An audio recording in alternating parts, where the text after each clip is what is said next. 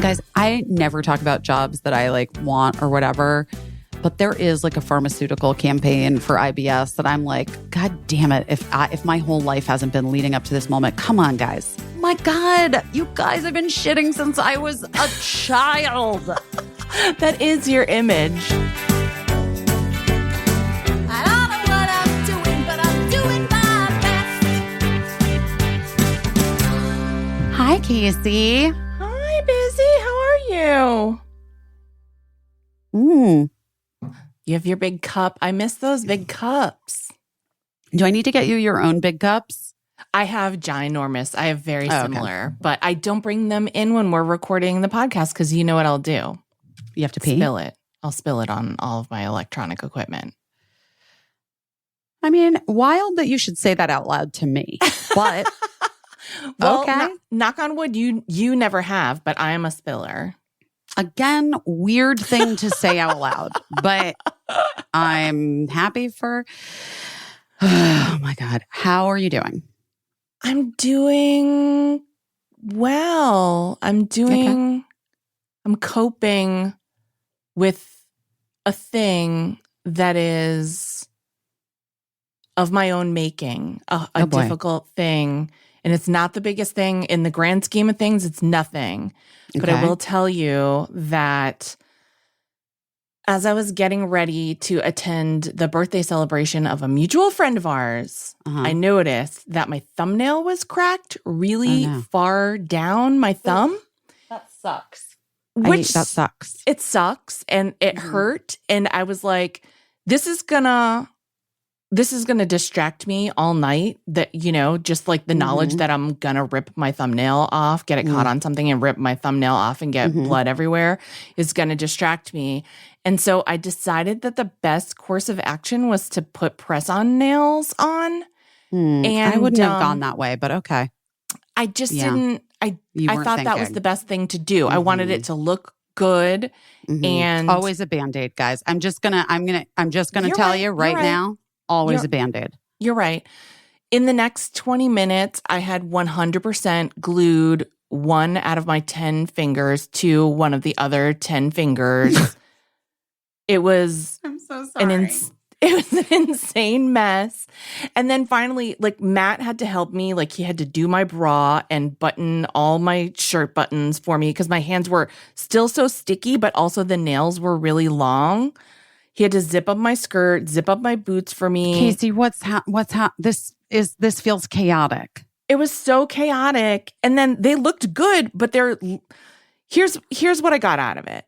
I'm not a long fingernails person. And generally, I mean, you have had them. I'm not going to lie. I've seen you with a gel with an extension. I've seen you with an extension. Every once in a while, but it's literally like the what I do with my life is type words on a phone or a computer. I can't do either of that. I'm just sending like texts that are like a string of M's, like upper and lowercase M's. That's all I'm able to get out. And then I couldn't dress myself, but I will say that, like, you know, it always does warm my heart when Matt is A, willing to help me with stuff like that and not laugh right in my face. And B, I'm like, you know, if there ever comes a time when I really do need his help with something, he'll be on it. You know what I mean? Like, I wouldn't let him pick an outfit out for me, but I'll let him button it up and zip it. Okay. You know what I do? Here's what I'm going to say as I'm like my next boyfriend. I just want him to be great at zippers. I just need him to be great at zippers. Yeah. I mean, you know that I have Matt, like, he helps me do my roots sometimes. And recently I had him help me do a blowout. Like, I was going to blow out my hair. And then I was like, why don't you do it? And he did it.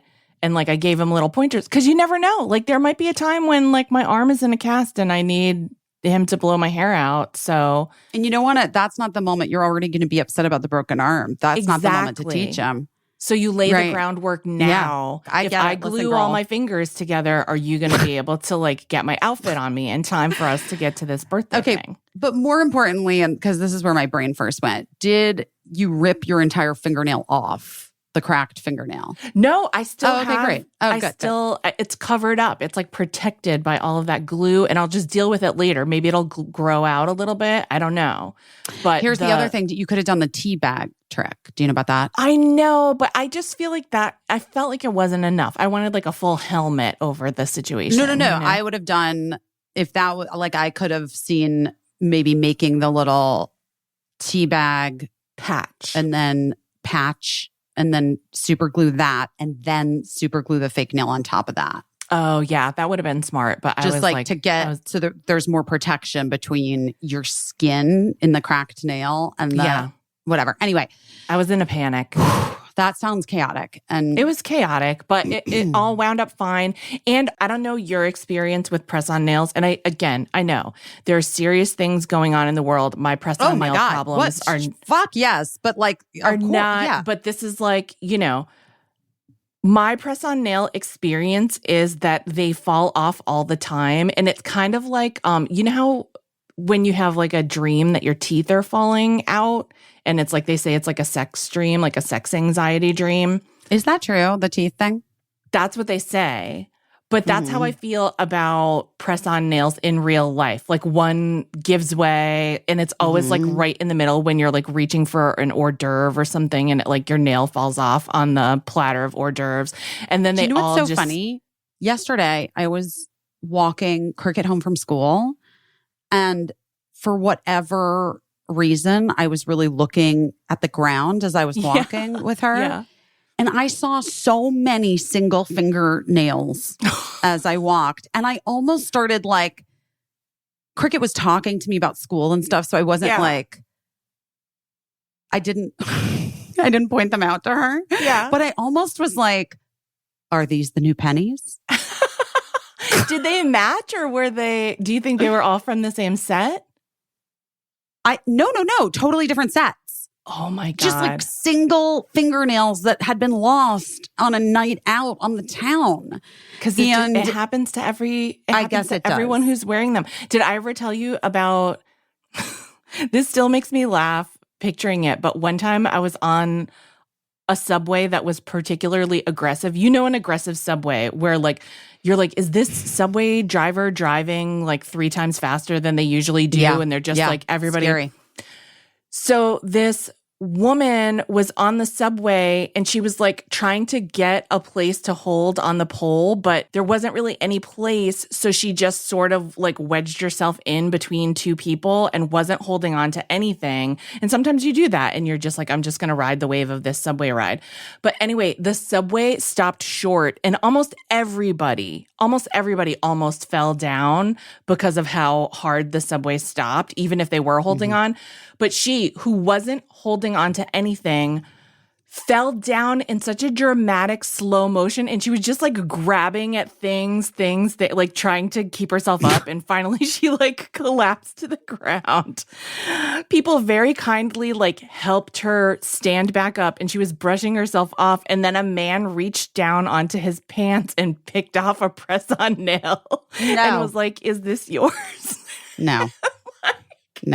Just seeing her take back her press-on nail and look at her hands, I'll never forget it. And I was, of course, dying of laughter.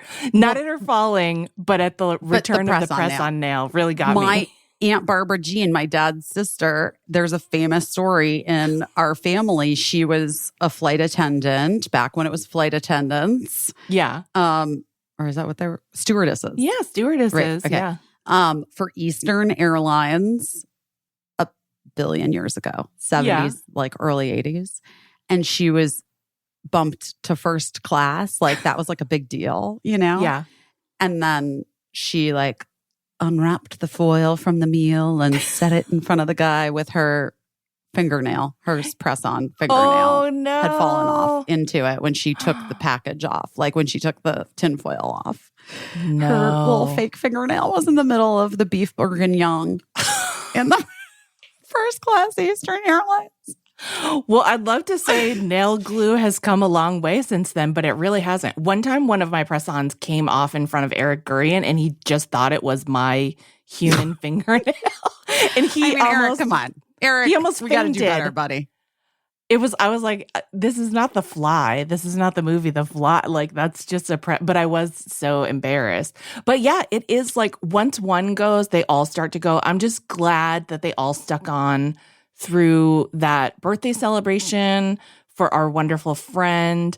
And they're still on. So, You can and drop now, her name, like, Katie Hazelton. Katie Aselton's birthday. Hazelton. Yeah. Katie Hazelton. I mean, you know me.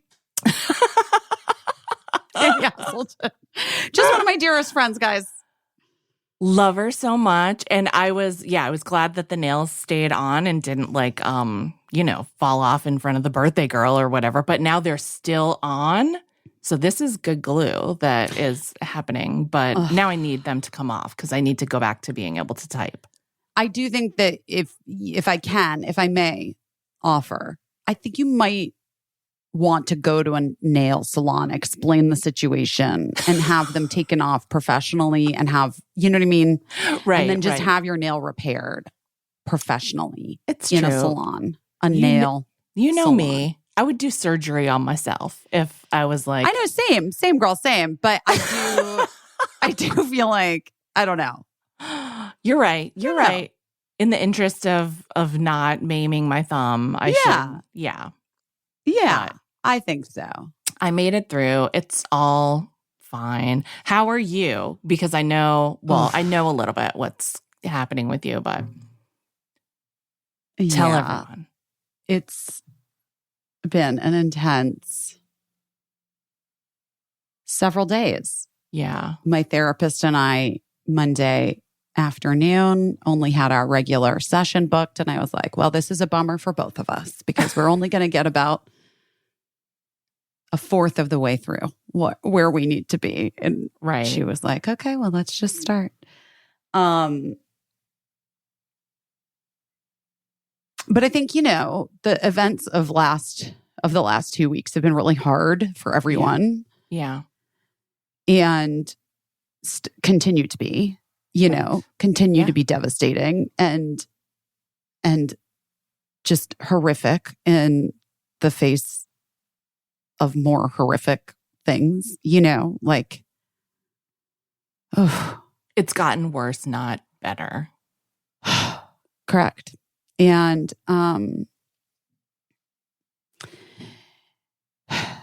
so last week, my friend Elsa Collins, who has this incredible organization based on the West Coast that she started with her sister and another woman, Zoe Winkler Rains, who was just a mom who was like, what can we do when the Trump administration started separating families at the border and that whole thing.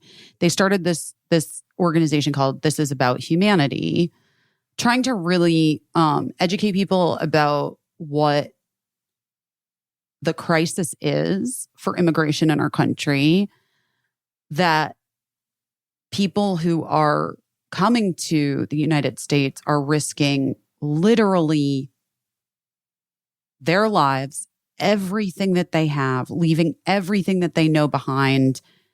And that's not because they thought it would be a good fucking time, not because in almost 100% of the cases, not because they have some nefarious plot to come here and do whatever the fuck a Republican is trying to tell you asylum seekers and immigrants are trying to do when they come to this country, right?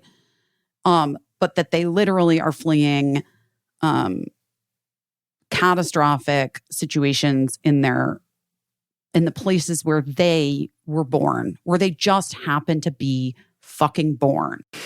And here's what I want to say. This Is About Humanity is incredible. I had a chance to go to the border in Tijuana before 2020, I don't know when I went, 2018, 2019, maybe 2018, I think. This Is About Humanity was able to open up like an incredible kitchen with help from World Central Kitchen. They provide food for over 70 shelters that are at the border right now.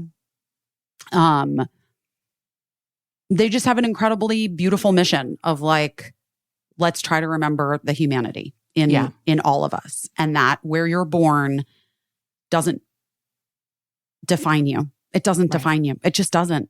Right. It allows certain things, and other things are not available to you based on where you're born. But it shouldn't preclude you from having a safe life, a healthy life, being able to give your children the same thing. Elsa reached out to me like, I don't know, a month ago, shortly after Kate passed away, and was like, hey, I'm putting together this thing for New York. It's a little bit like, I'm not exactly sure what it is, but do you want to be a part of it? Okay, yeah, of course, Elsa. Yes, 100%. Great. I didn't even know what the fuck it was. I got to be honest.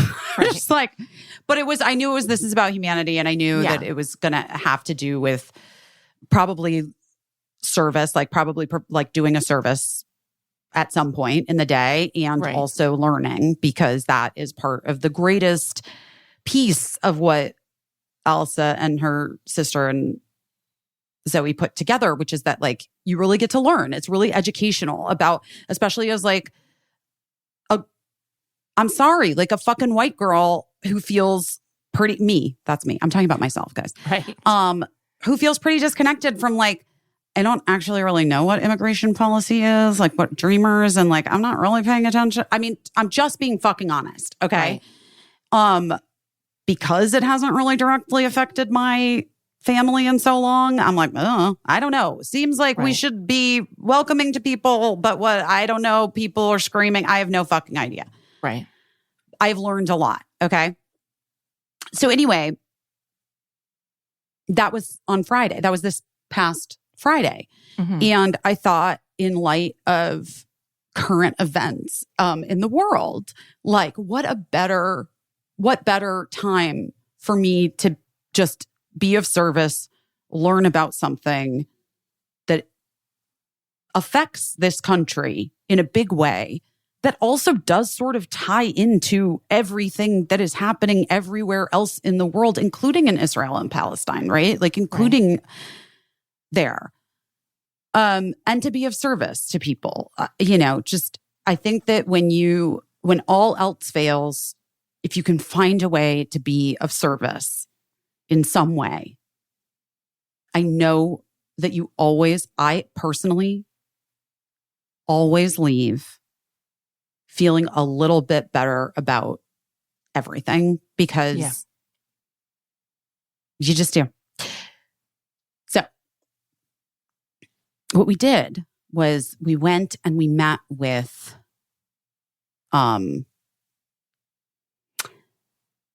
like the emergency response team of the city of New York.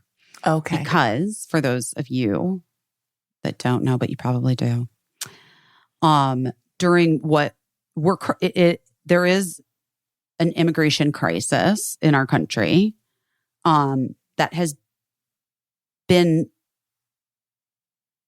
in large part, some of it is because of global warming and climate, and the instability in regions has changed because of those things, because of a scarcity of food.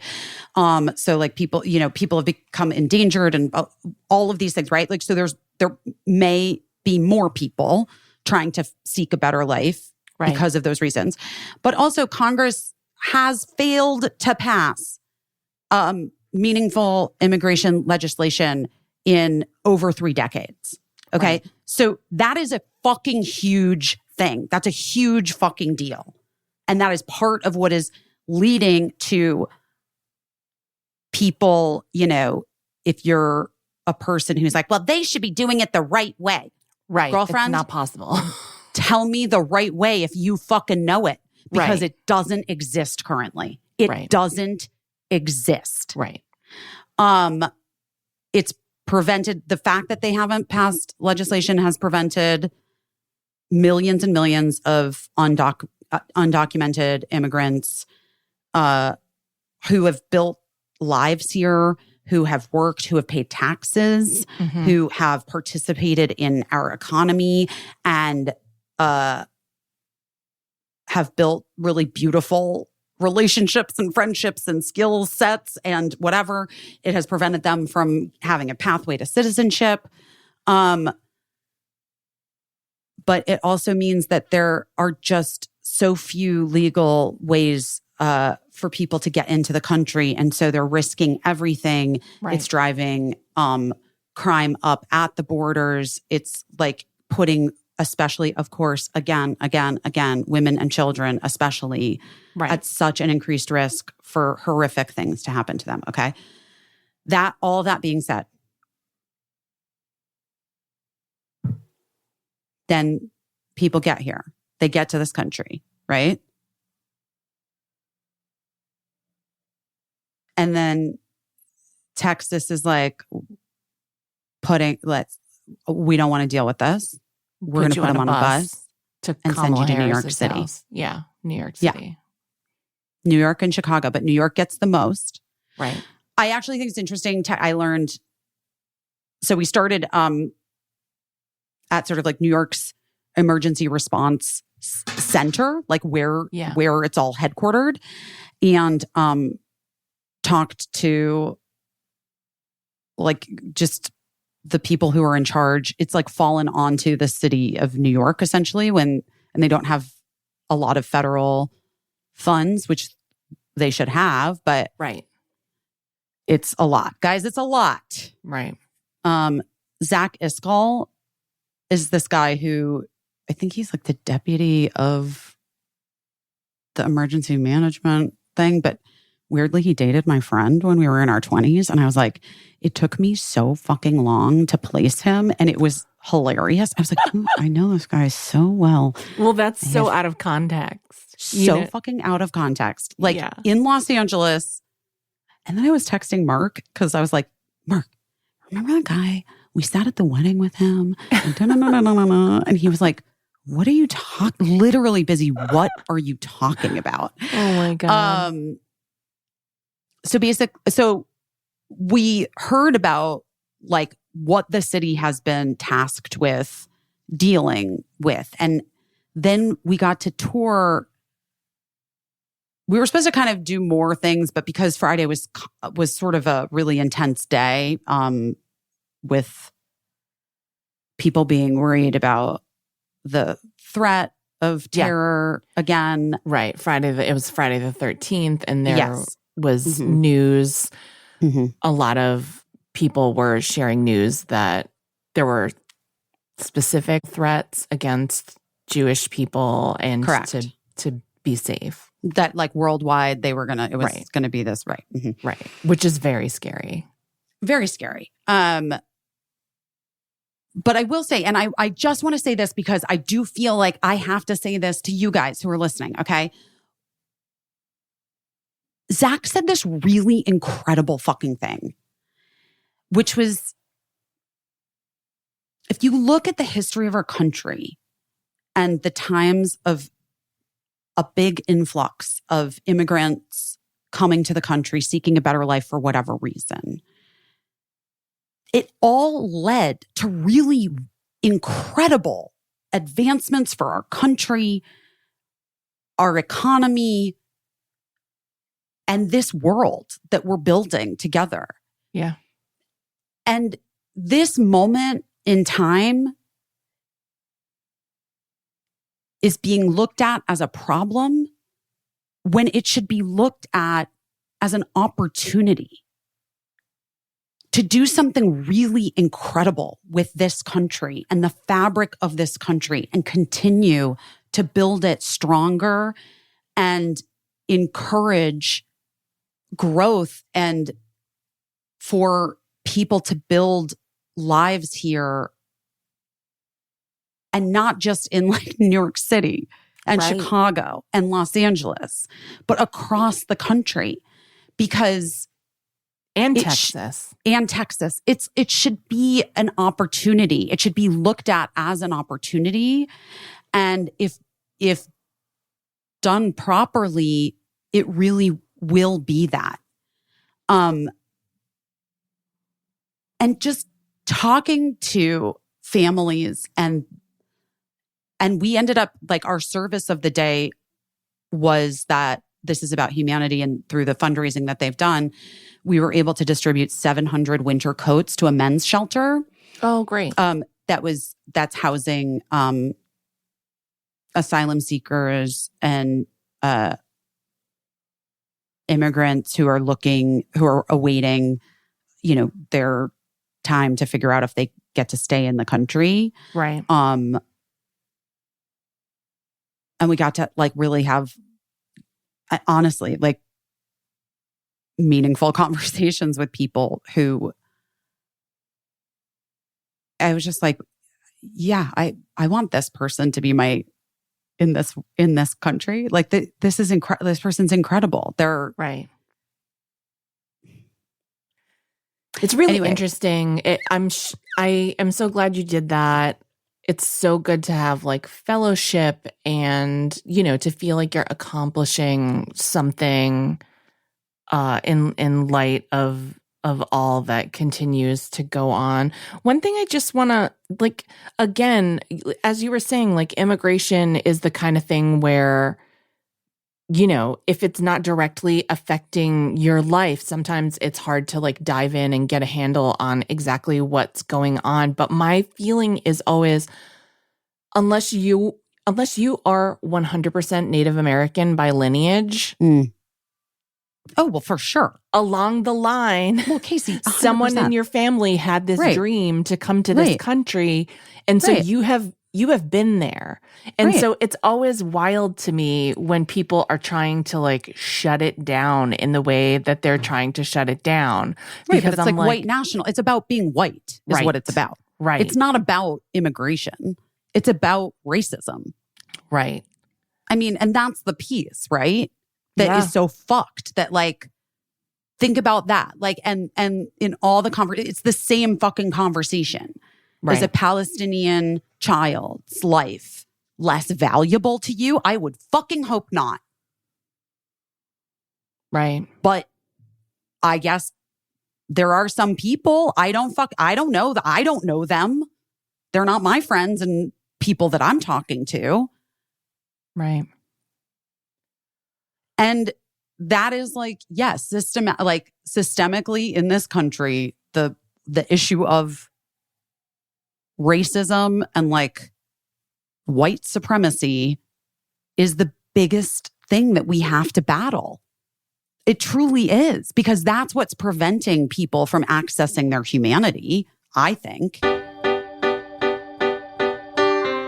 me tell you what's come in handy this past week for me. What's that? My packs with my weed in it. Put your weed in there. Yeah, guys, that's right. PAX, since 2007, has been working hard to bring innovation and new ideas to the cannabis space. They have award-winning devices that have earned the trust of millions with their cutting-edge safety, design, and quality. Yeah. Behind every PAX device is a team of expert engineers, chemists, and their own in-house toxicology team. So they're the only cannabis brand dedicated to analysis of the cannabis pods and oils that they sell. And they subject their products to twice as much testing than other companies. And I feel confident knowing that their devices, they build them to last. They use high quality food grade materials. Other people who make devices don't do that. Don't do that. They use low grade industrial metals, mass source materials from unregulated manufacturers, not our PAX. PAX only uses tier 1 suppliers in good manufacturing practice, certified facilities. Every material inside the devices is tested, safe, and accredited. The batteries comply with regulatory certifications. Okay. All of this is just like, this is peace of mind. The battery's not blowing up. It's not going to blow up. It's not going to clog. And you're not going to ingest toxic anything. What you're ingesting is really good weed. So that you could just be like, yeah, we're in it. We're in it. We're in it. Right. We got it. Thank you. Thank you, PAX. Look, they also invest in social reform, sustainability, and safe access for Which cannabis. is like, if we're being honest, That's why the we whole thing. really, really love them. It is. They support artists. They've donated millions of dollars in support of good organizations that are making an impact in the cannabis industry. They partner with Weed for Warriors, This Is Jane Project, The Last Prisoner Project, and many others. Listen, I really use the PACs. I love them. And there are so many good reasons why that, honestly, are probably even better than just the high I get. Like, to be totally honest. Right. Which is why we feel so good about recommending it. Yeah.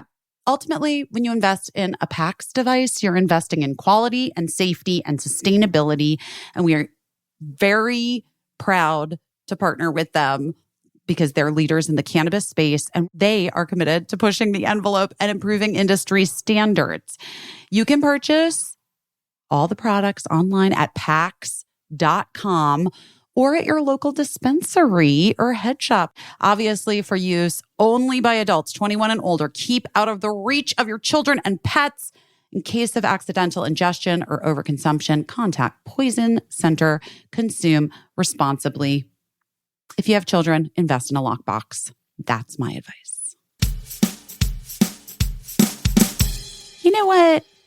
I'm always on the lookout for ways to get that immune system boosted, my gut health, improve fitness. Did you see that? I mean, like, gut health is, I think, more important than anything. I really do. And I think the more and more we learn, it's gut health is in charge of everything. It's everything. Yeah. It's everything. It's like it's like literally your emotions. I mean, I'm not a doctor, but it's in charge. It is. Your gut health is so important. Okay. Yeah. So Armra colostrum showed up at my house. It's like their little proprietary concentrate of bovine colostrum that harnesses over 400 living bioactive nutrients that rebuild the barriers of your body and fuel cellular health for a host of research-backed benefits, strengthens immunity, ignites metabolism, anti-inflammation, fortifies gut health, activates hair growth and skin radiance, powers fitness performance recovery, and confers powerful anti-aging benefits. Amra is a premium bovine colostrum concentrate that is unlike any other product on the market. It's natural, sustainable, and was developed with the highest integrity from start to finish. But what is it? And of course, I know the question that everyone's asking. There you go. But does it taste good? Yeah, that's what I was about to say. Yes, it tastes good. Yeah, I like that watermelon.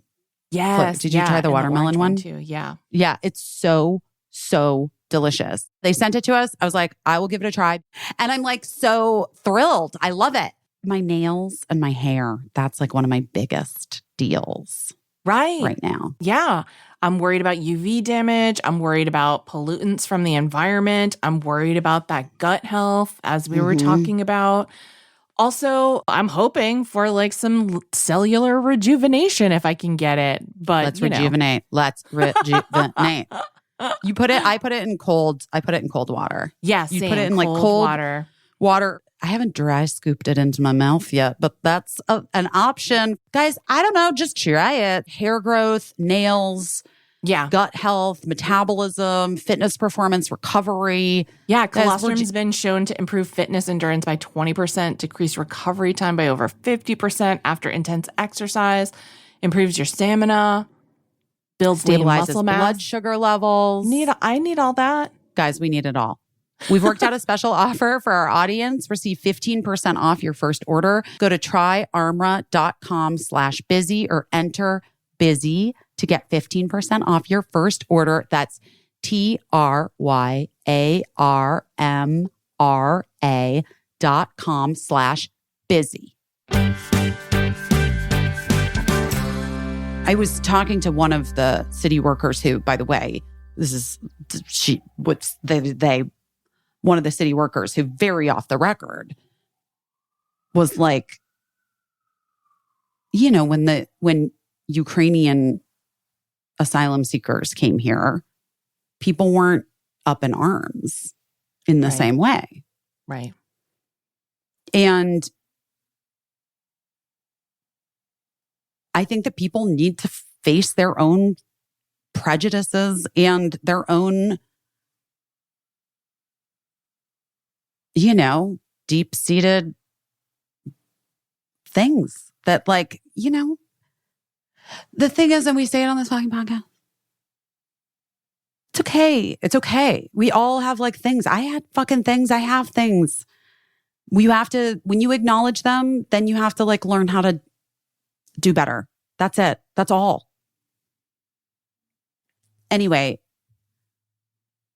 they set up an intake center as well that we got to visit that was so incredible. And the doctor leading the team who helps with the intake, and Zach and this woman, Emily, their whole team here, public servants, public people who are in public service, talking about being so thoughtful about wanting to make sure that the people who come here have everything that they need, that they're taken care of. The doctor was like, we realized we needed to start screening for essentially it's a little bit complex PTSD, but depression and mental health issues. Right. So, kids are given vaccines so that they can go and they can be put into school. Adults are given vaccines. They're screened for all kinds, they're as a health screen. Yeah. But then now he was like, so then we added a mental health protocol. But before they even do that, as soon as the families and people show up, they're given food, they're given water, they're given drinks, they're given formula for their babies and fresh diapers and dignity and if they need clothes, if they need a bag to put their stuff in. It was really beautiful and really hard to see, Yeah. And then after we had done the coats, and the coats were handing out the coats at the men's shelter, which is different than the first place that we were, was kind of so fun because there were different styles. And so we got to help, it was shopping kind of. We're helping these guys, but so a lot of the dudes didn't really speak English. And so we were cobbling it together. America Ferrera was there with me. And so we're cobbling it together with some French. I was like, calculor. And my friend Elsa, who speaks Spanish and French, but and America speaking Spanish. And we were just trying to and then it was just fun. It was just nice. You know what I mean? Yeah. And then we went in to have a little snack and decompress and talk about the stuff. And there were two men there that were there to sort of tell us their journeys and what they went through. And I had already talked to one of the guys earlier, and he was incredible. This guy, Mohammed, from Morocco. And I was he was just the best. Yeah. But so then I felt I was wearing this fanny pack kind of thing. And I just felt my phone kept buzzing and buzzing and buzzing. And I was like, oof. Not the time. You know what I mean? Right. Who needs to get a hold of me? Right. But since Mark was flying to the West Coast and Cricket was in school, and I just was so I looked, and it was Birdie FaceTiming me from Sweden and from school. Yeah. And I excused myself and went outside, and she just was just inconsolable, I need to come home. I just have to come home. Mom, I can't stay here another second. I have to come home. Mm-hmm. And it took a while for me to sort of parse together what exactly she was saying and what she was feeling. And of course, of course, that the week before had just really been hard. And like, and she's been gone for like 9 weeks, you know? And she has a big fall break coming up soon, like in a couple weeks. And so then I was like texting Mark while I'm FaceTiming Birdie, and like, he's like, she can't come home, busy. Like this isn't like, what are you doing? Like, what are you saying? And I also was like, Birdie, to be totally honest with you, like I had a full fucking weekend. Like Christine was coming in town. Right. Because because we went and got these, we went and got tattoos of these watercolor flowers that Kate had painted. Yeah. Before she died. And this tattoo artist from France who does these beautiful watercolor flowers, Kelly Oxford had one years ago. And I was like, ooh, I love that. I don't have any need for like a watercolor flower on me. Right. So, but after Kate died and Christine and I were going through her like watercolor flowers, and I was like, oh, I want to get one of these. And Christy was like, I was just thinking the exact same thing. And then I was like, oh my God, we should get that French girl that did Kelly Oxford's. Yeah. And Kelly put me in touch with her, and she's like, I'm actually coming to New York. And I said, well, would you ever consider doing my friend's paintings and stuff? I know she draws her own stuff, right? You know? And she was like, I would be so honored. And so she made like the most beautiful, she took Kate's watercolors, like sent her a PDF, and then she made like this really beautiful tattoo for me and Christine. Aww. Yeah. And then on Sunday we had to go to New Jersey and be with Larry and some of her friends. Like we were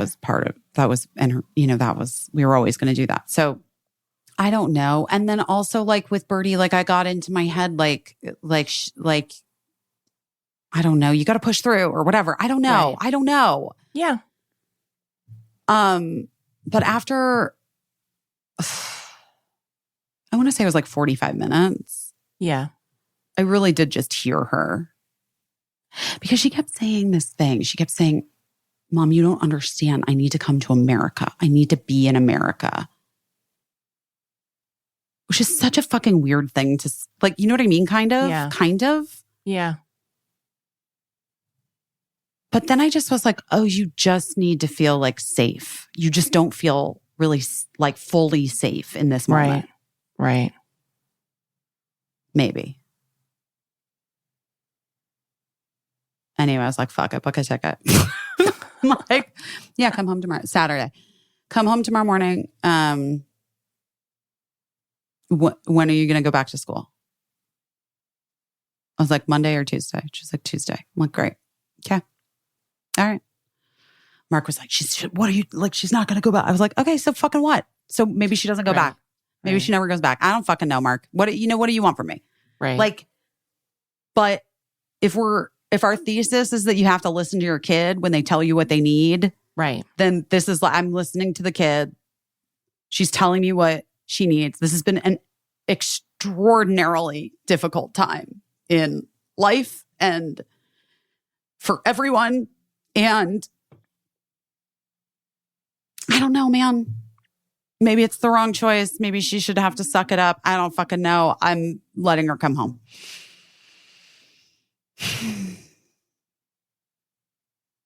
So she was home for the weekend, and it was like really nice. Like I told her before she even, like, on Friday, I was like, just so you know, this is what I have going on this weekend. And like, it's a lot kind of. And yeah. And she's like, that's fine. I got it.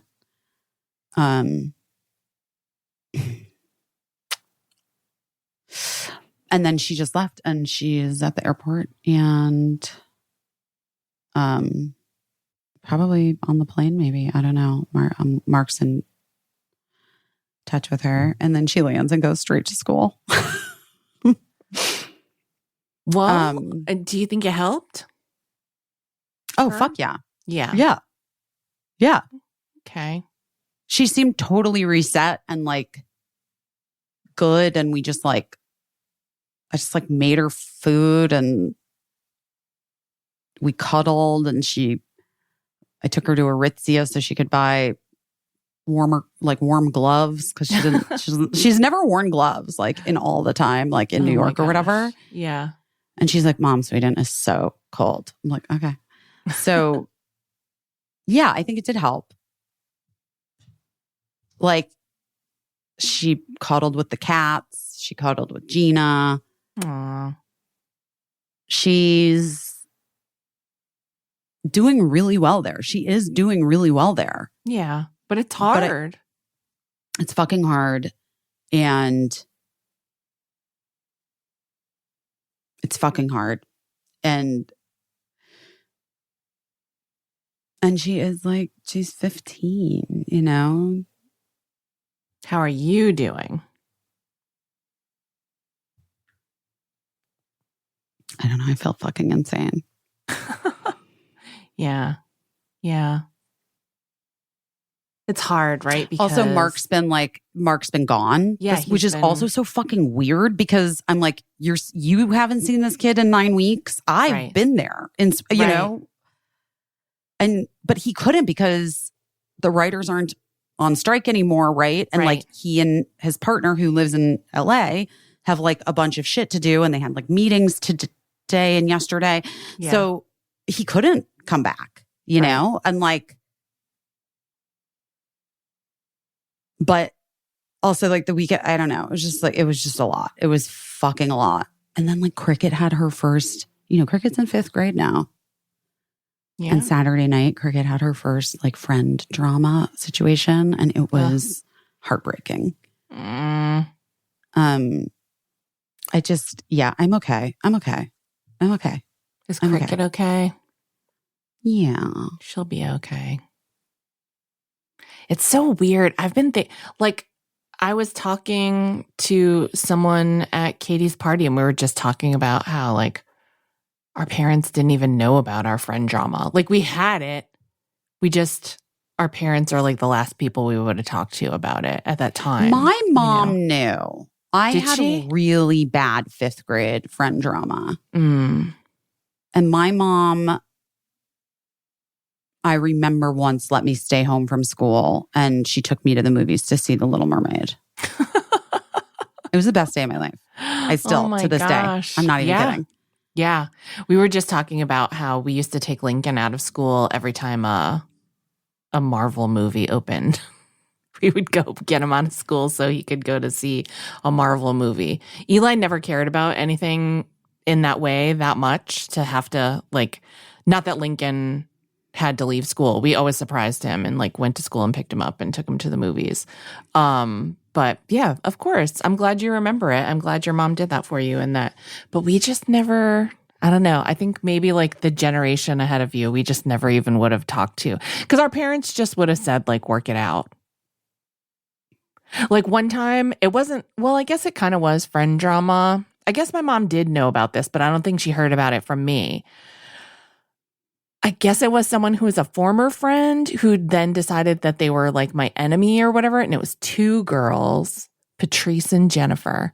And they were giving me a really hard time. And then they were like showing up at the bus stop, I guess, to like menace me. And it was one of those situations, the kind of friend drama where I'm sorry, that menace you. Oh my God. Yeah. They're like showing up at the bus stop, like, oh, are we going to fight or whatever? And, I must have like missed my bus home or something because I was like avoiding the bus stop because I didn't want to run into Patrice and Jennifer. So then I guess that must be how my mom heard about it because I had to probably walk home and it took hours. And then I'm sure my grandmother told her. But then my mom called Jennifer's mom on the phone and said, if your daughter wants to kick my daughter's ass so bad, tell her not to bother coming to the bus stop. I'll bring my daughter over to your yard and she can kick your daughter's ass in front of the entire neighborhood. And I was like, I don't know if this is helping this I don't know if that's helping the situation.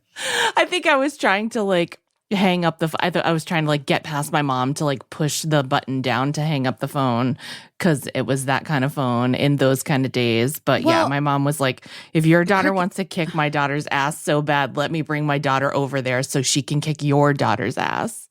Cricket got mad at me because I texted the moms involved. Yeah. And I said to her, I was like, look, kid, here's what I'm going to say. You're not in 7th grade. You're in 5th grade. Right. And you guys need help with some of this stuff to figure it out. Right. And the moms have to be involved because the one mistake I feel like I fucking made with Birdie in 5th grade, like in 4th, like when it was just a disastrous thing, is that I didn't go directly to all the moms at the same time. Right. Part of that was that I didn't have a fucking relationship with them because I don't know. Well, you're working and, you know. I was working. Things are different. I also maintain, since Birdie was my older kid and I had her when I was 29, which in LA is like essentially having a child when you're 20. Right. Because it's like right. I was like so young compared to the other moms in LA. Yeah. Do you know what I'm saying? Yeah.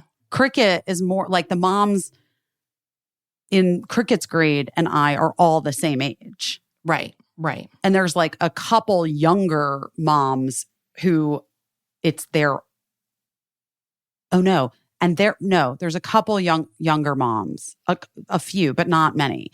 Yeah. And all of the moms that I'm friends with, the 5th graders, and we're all the same age, the 5th graders are their oldest. Right. We were like 26 and 28 when we had Eli in Brooklyn, and everyone thought that we were like the nanny and the manny. Yeah, exactly. No one ever believed that he was our child. My only point is that I'm just like actually friendlier with I'm friends with these women because they're peers we're like more, they're peers more, and so I didn't feel like weird about. And I also, one of the moms called me because it was like kind of like her daughter's thing, whatever, it doesn't matter. But like she called me and I was like, listen, I'm not. I don't think these kids are bad. Right. I don't think anything's. I think we all need to be aware that like this is where we can help course correct some of this shit so that it doesn't get really ugly ever in the future. Right. You know, like, I don't know. People can we were talking about, you know, people can be inconsiderate sometimes. People can kind of sometimes, for whatever reason, want to like kind of be a dick to someone. Right. You know, they're having a bad day, whatever it is. Anyway, yeah, it's been a lot. It's been a lot happening. Yeah. But everybody's doing okay. Everybody's where they should be. Yeah. I guess so. Oh my God. I'm like really ready for Mark to come back to New York and take over some parenting because it's a lot doing it when. Oh my God. Well, you know, when the guys were little, I don't know if I've ever talked about this on the podcast before, but Matt went to grad school and it was a low residency program, which meant that he was like, had to go away a couple weeks at a time per semester to study on campus at Bennington in Vermont. So this is when we were living in Connecticut, and like I was working. And so sometimes one of our moms or both of our moms would come because Matt's mom didn't drive. And my mom was the fun mom who could drive, but also maybe you wanted like a responsible mom, like Karen there to make sure that like baths and food were happening. But there was one time where like, I think nobody could come and it was rough. And I had like gotten some time off of work. They were little though. But I know that it was the last night before Matt was supposed to come home, and I was giving the boys dinner, and I usually would try to feed them in the tub, which I know I have talked about on the podcast because by the way, guys, I highly recommend young kids. Sometimes a mac and cheese in the tub is a real chef's kiss, literally and figuratively. Yes. But if I fed them not in the tub, it was like 100% in their underwear or nude, just so they could get like a good wipe down. And then, so I know that I was feeding them probably mac and cheese at the table, and they were in their underwear. And I was saying to myself, wow, I just need to get through dinner, get through bedtime.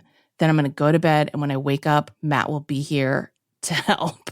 Like, he'll be back and he'll be here to help. And in the 1 second that I turned to put something in the sink, there arose such a clatter, as they say in that Christmas poem. And Lincoln had climbed up on the back of Eli's chair, like ladder style. And Eli stood up from his chair, and the chair toppled over backwards, and Lincoln fell into like a glass French door. I can't.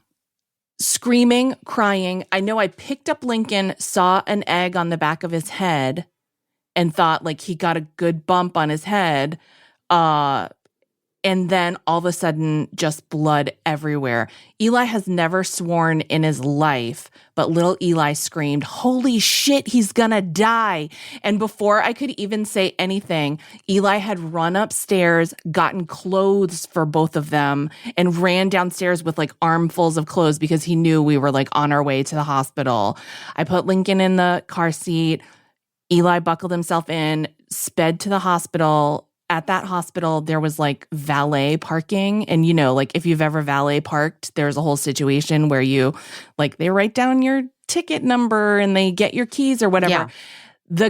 The valet guy just saw all the blood and the naked kids and was like, just go. We'll work it out. Just go. So I'm like actually feeling lightheaded right now. I'm not even kidding. Because I'm just like, I'm having such fucking anxiety for you. Like from and of course, 2005.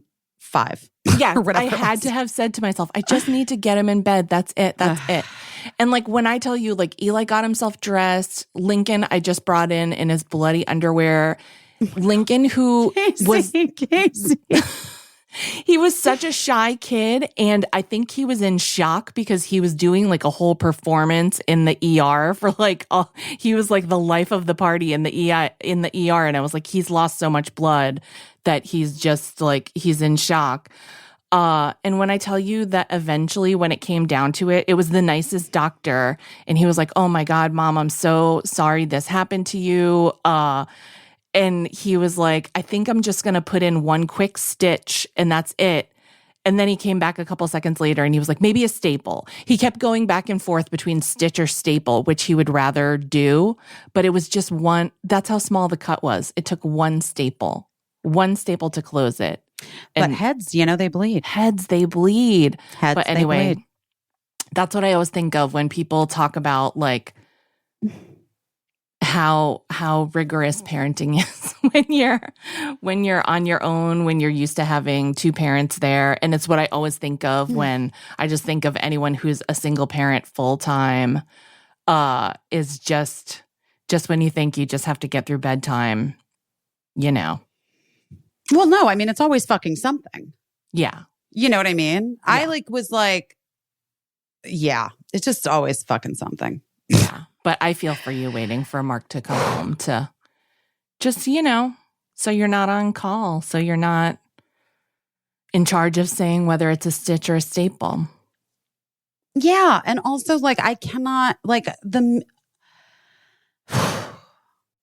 I will say it was nice. It was nice to have Christine with me in the house. Yeah. And Birdie and Cricket. And Bobina. And the cats seemed very happy. Yeah, you were living like Practical Magic vibes. It was. I felt like Kate and Allie. Do you remember that sitcom? Yes, I love Kate and Allie. Yeah. I felt like Kate and Allie a little bit. Yeah. I mean, it was nice. It was nice, you know. And still, Christine and I are like, you know, processing this weird thing, like of our friend being gone. And like, and then it's, you know, and it's just life. Like it just continues. Life just continues.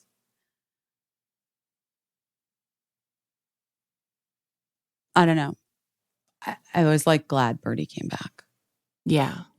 Well, sometimes that's, you know, besides, which we talked about last week too, besides doing what you can to help and like, you know, allowing your kids to do that same thing and feeling like that's productive. Sometimes it is good just to get down into the mud of your own life and, you know, and roll up your sleeves and do it, because that's like,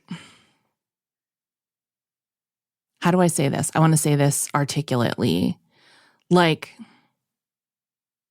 you're missing your friend and wishing your friend was here. And if she was here, it would be to do these things, to eat soup with her kids and solve squabbles. And, you know, it wouldn't be to do anything probably grander than that on a given Saturday, you know? So it's good to do those things. It's good to do those things and just remind yourself that like it doesn't have to be anything huge. That's what we're here for. It's funny, like Chani, we were talking, you know, my chart and everything. Like, yeah. She was like, you have, you know, you're at the end of this 14-year. Oh my God. Wait, hold on really fast before I get into this. I just want you to know that I texted Mark, like, please tell me when she's boarded. And I was like, should I text her and check in? And he wrote, I just talked to her. She literally had no interest in talking to me. She got off the phone because one of her friends at school, her roommate, was snapping her. You know. Yeah. I mean, what the fuck? It was so funny. Like his concern about like, she's never getting back on that. She's never going back. I was like, yeah. No, she was like fucking over us, like over me, especially. Yeah. Like she was like, Mom, Right. Anyway, but Chani was talking about like in my chart that I'm at the end of this like 14-year cycle and like have learned, but I don't even, whatever. My only point in bringing that up is that I've been thinking since, you know, talking to her, what is the thing? Like, what are some of the things? It's not just one thing. Like, what are some of the things in this last 14 years? And like one of the biggest for me is, and this like goes back, you know, back to what we were talking about last week too, like, is trusting myself. Just really trusting myself. And like, I wish I had cultivated that earlier. Yeah. I wish I had. It wasn't in the cards for me. It took a fucking journey to get here. But like, thank God I can so with confidence say, no, I fucking trust myself. I trust these decisions that I make now. Yeah. You know what I mean? Yeah. Yeah. And you know who else I trust? I was going to segue into Martha. Oh, sorry. Go ahead. No, but you always have words of wisdom. No, I I don't was just ever going to fucking say, cut them like, so you make a decision and it's wrong. Like, it's so much wiser to have made any decision at all than to try to forestall things and not make any decision ever because you're scared to do the wrong thing. Right. But it's not just that. Like, I think that I had, and I think this is like I just know it is anecdotally from my book and women and you guys are listeners of our podcast and whatever. Like, I think I really I think I was taught to mistrust my own gut and my own instincts about what was the right choice. Right. And it caused me to get into a place of like almost paralysis, like where it's like, I can't make a decision without running it by this person and that person and this person and that person and this person and that person. And it's like, and then still sometimes it would be the wrong fucking thing. You know what I mean? And then I'd be like, fuck, I knew it was the wrong thing. I had to be this other thing, but I didn't have the like ability in those moments to get like engaged with that part of myself. And right. And I would say that asking the opinion of a bunch of other people is almost a way to like, avoid making a decision or to have someone, not to blame necessarily if it doesn't to go avoid responsibility. Yeah, to avoid responsibility. But it's like when you lock into the idea that like any given decision could be right or wrong depending on a million unknowable factors. And so like, just decide something. Like, how many times have you made the wrong decision, but it like turned out fucking great? Like that happens too. You know what I mean? That literally what our podcast is about. Exactly. You know? Also, by the way, we forgot to ask Martha a pivot. I know, but then I thought like she kind of is like living a pivot. She kind of just said it right out. Well, whatever, spoiler alert, we're about to talk to Martha Plimpton, the Martha Plimpton. Oh, fucking icon. Icon goddess, fucking icon. So just everything about her, I love seeing her face. I love hearing her voice. She is so cool and she has been so cool forever. But I feel like, spoiler alert, we didn't ask her about a pivot, but I think she just laid out a bunch of pivots anyway, like in the course of just her normal talking. She's just like, because she's that fucking intuitive. She's she's a very, very special person. Yeah. Yeah. She's so great. Anyway, Martha Plimpton is our guest today, and she's so great. Enjoy.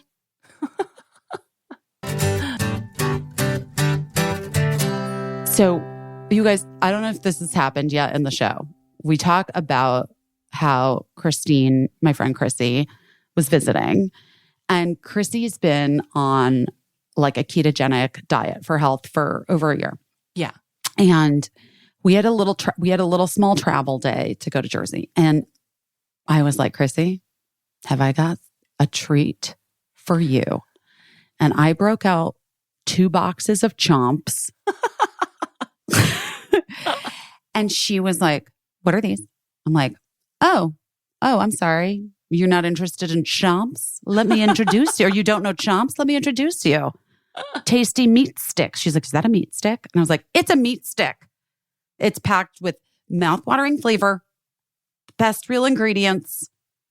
It has the protein for your body, over 9 grams per stick, no unhealthy additives, 0 sugar, low carb, keto friendly, allergy friendly, no fillers. Chomps are simply made with natural ingredients that you can feel good about. Guys, Caissie was in heaven, chomping on those Chomps all day. I had the turkey one because I like the turkey one. Yes. But she was like trying all the different, she was like, she's a convert. She loves them. There's 9 flavors. There's something for everyone. I got the variety pack out of the pantry for our journey. Oh, good. Lucky Caissie. And she loved them. You can, and you can pair it with stuff. Like, also, it's like great to put in your kid's backpack and send them to school. Like, it's like a little charcuterie for your pocket. It's pocket charcuterie. That's exactly what it is. It is pocket charcuterie. Should we start a company called Pocket Charcuterie with Chomps? Chomps? Yes. Chomps? I just call them Chomps. Chomps. Well, that's fancy. That's what they call them in France. Yeah, they do. They totally do. Chomps, pocket charcuterie. By Chomps. I love it. You know what? Chomps has thousands of 5-star reviews. There are snackers around the world who've satisfied their hunger cravings with Chomps. Even better, you just order it online. It's delivered straight to your door. It's the easiest, best thing. I love them so much. Oh my God, my family mows through them. But yeah, it's so good to have them on hand. They also, I just want to say, Chomp's only sources from farmers who raise animals humanely and farm responsibly. So they are looking out for the environment and, you know, humane animal practices. I am a fan of Chomp's. Me too. Why don't you try it? Why don't you try it out? See what a fan you are of Chomp's. Right now, Chomp's is offering our listeners 20% off your first order and free shipping. When you go to chomps.com/best, go to chomps.com/best for 20% off your first order and free shipping. That's CHOMPS.com/best. Don't forget to use our link so they know we sent you. Caissie, I got to tell you something. What? I got a new box of kitsch items that were ordered. And you guys know how much we love kitsch. Kitsch makes all kinds of different beauty essentials. The satin pillowcases, the hair towels. The viral heatless hair curlers. I mean, Birdie, when I tell you, those went into her suitcase so fast when she saw them. They're gone. They're en route to Sweden as we speak. Too slow. You know what? I guess I was. That was my fault. It was my fault. My fault. But also, what's so great, and guys, I just am going to say this because if you've heard us talk about kitsch before, well, they do all of these cool collabs as well. Yes. So like, there was like this Disney princess one. They have like a Wednesday Addams one. Barbie. They've got something for everyone. And it's all so reasonable. You can treat yourself without breaking and the your children. bank. And your children. Yes. You can go on Kitsch's website and order like a few things that you've been wanting to try and needing and not feel super, super guilty, which is like in the beauty space. That is such a gift that so Kitsch rare. gives us every day. Also, can I just tell you, I gifted, again, friend Chrissy B. Chrissy, who was staying with me for a couple of days. I gifted Chrissy a satin pillowcase, and she's like, "Oh, Jer Bear is going to be so jealous because Jer Bear, her longtime partner, also has long hair." And I was like, "Chrissy, take Jer Bear a pillowcase, please. Take two. I just want Jer Bear to experience the luxury We and just to know want smooth hair for Jer we just Bear. want when Jer Bear wakes up in the morning, I want his hairs to be smooth." When he goes to court as a public defender, I want those hairs smooth from the satin pillowcases by Kitsch. Guys, I love Kitsch so much. I cannot even explain to you how much I love them. We're coming up on the holidays and you want to like put some things in a stocking for your family members. The rice water shampoo bars, which like improve your overall hair growth and density and strengthen your hair, are so great for travel because you're not bringing a liquid. I also really love these exfoliating mitts. The exfoliation mitts are life-changing, and anyone would be a fool not to want one in their Christmas stocking. I agree. Listen, here's the deal. Start early. Put them in the closet up high. Right now, Kitsch is offering 30% off your entire order at mykitsch.com/best. That is correct. 30% off anything and everything at mykitsch, kitsch.com/best. One more time. mykitsch.com/best for 30% off your order. And also, I'd like to point out, if you've ordered from Kitsch before, a lot of our ads are like for the first order. This is just for any old order. So go back and order some more. They're the best. The best. Kitsch, we love you. We love you, Kitsch. Guys, it's been a day in New York. Martha's at her place in London. Yeah, I wanted to know what you were doing in London, but maybe it's just like living your fucking best life, I guess. Probably. I live here, yeah. What? Since when do you live here? I got my visa, my residency visa, like 4 years ago, And I've had a place here for like the last 4 or 5 years. Is it because, I have so many questions. Were you doing a lot of plays there, working there a lot? I was doing a lot of plays, and I did it. The one I did when I got my visa was it was called Sweat. It was by Lynn Nottage, and it was we did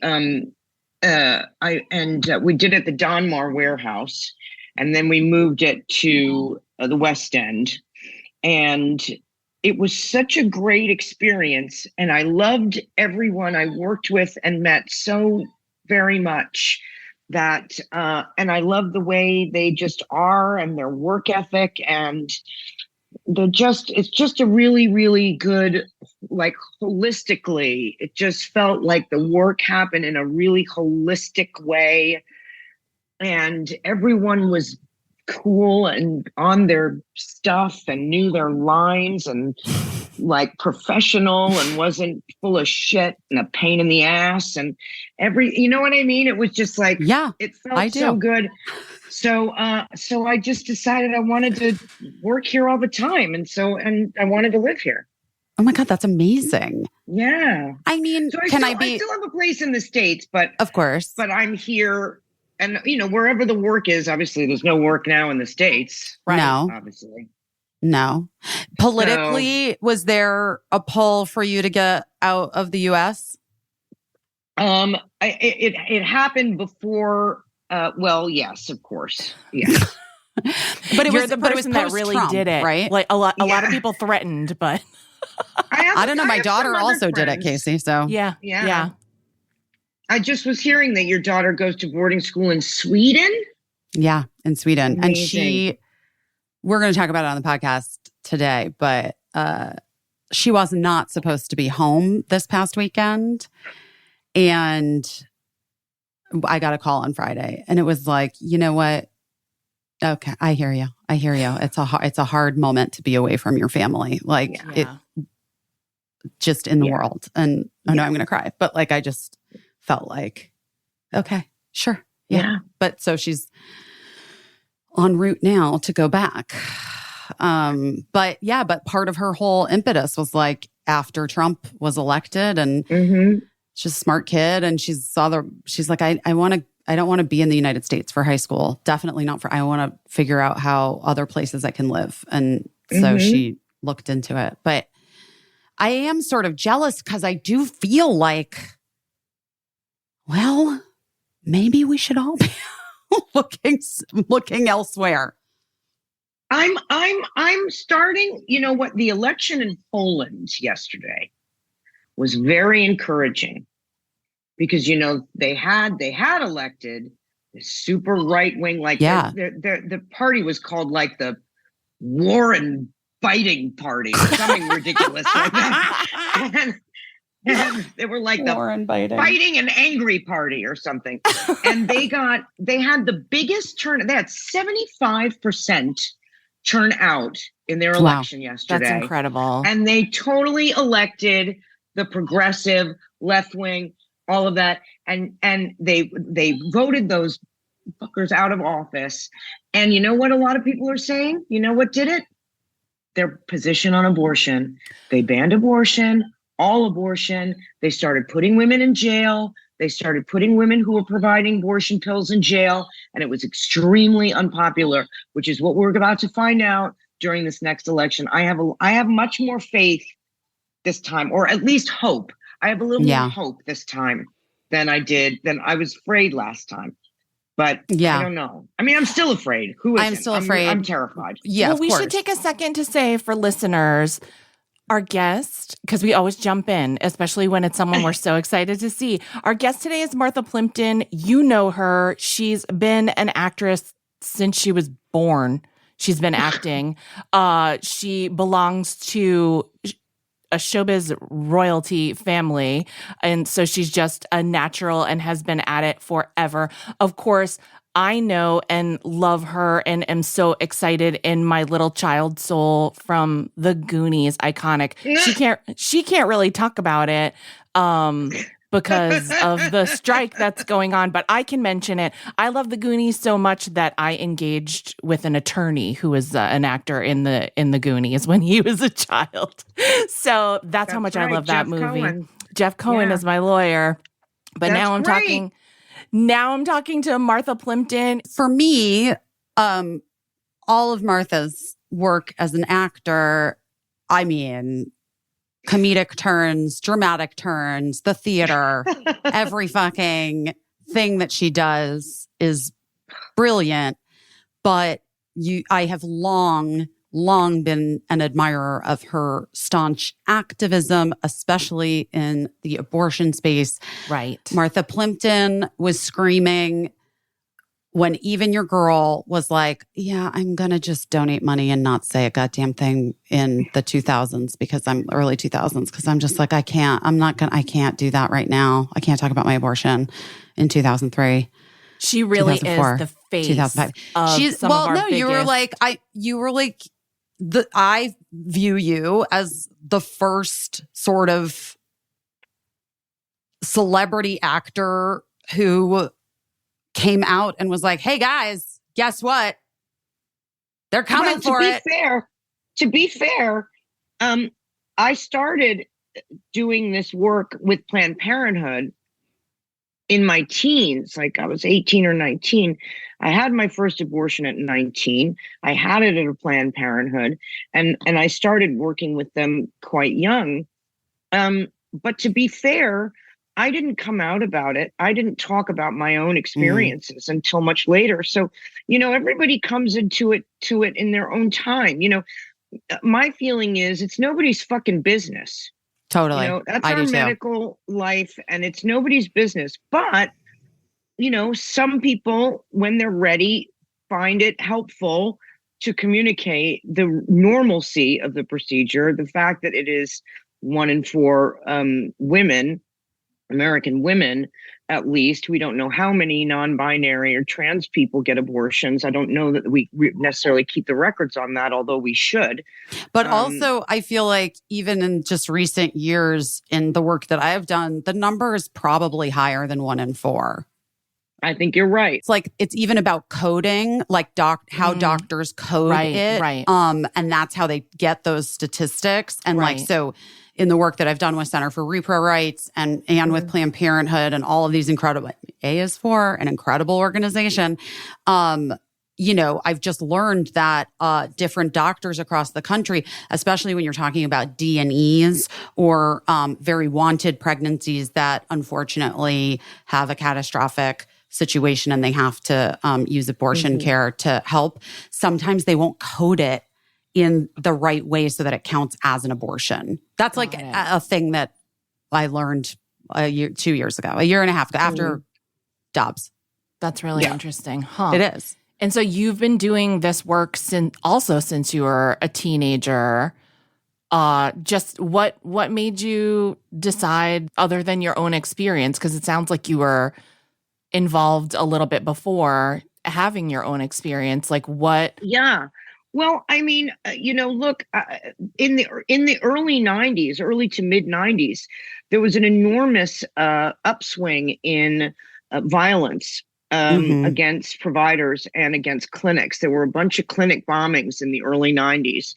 And this is about the time when Operation Rescue was really, that crazy fascist organization that pretended to be working, from a Christian perspective, but really was just, a really heavily misogynist and terroristic organization.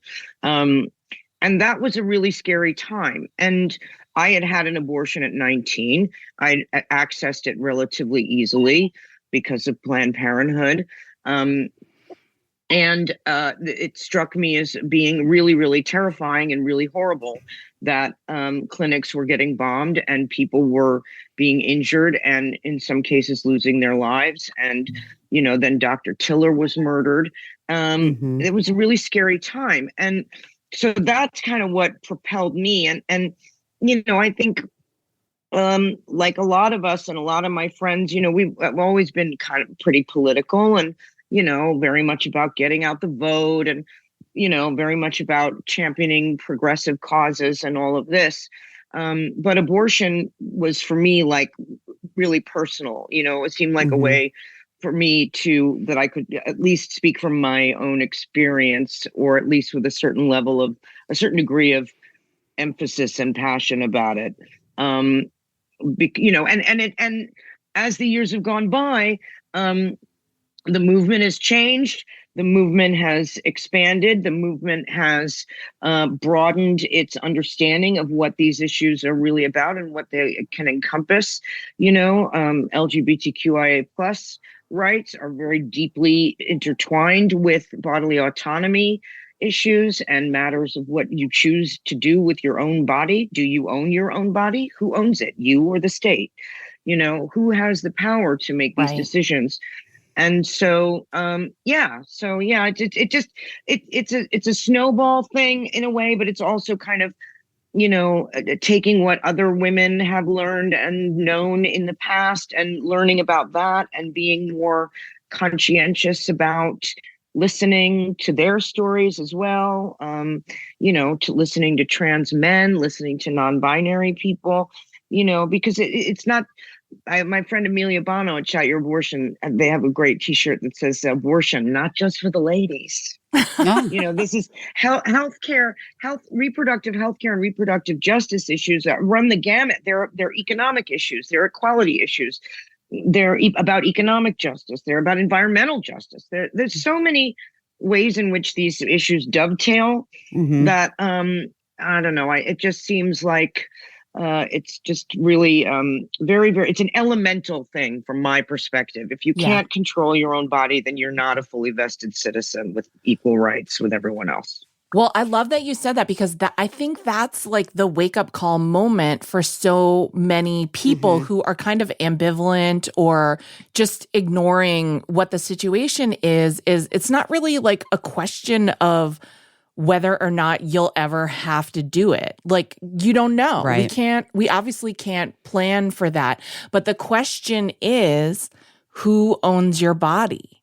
And like that has so many repercussions, encompassing abortion and beyond. I mean, you guys, Case, did you see that story about the woman in New York who needed a medication for her migraines and they refused to give it to her because she was of childbearing age, and it was like a potential side effect, could have messed up like reproductive like ability, which is insane because men are of child rearing age for like 100 years and no one's ever turning them down for any type of anything they want.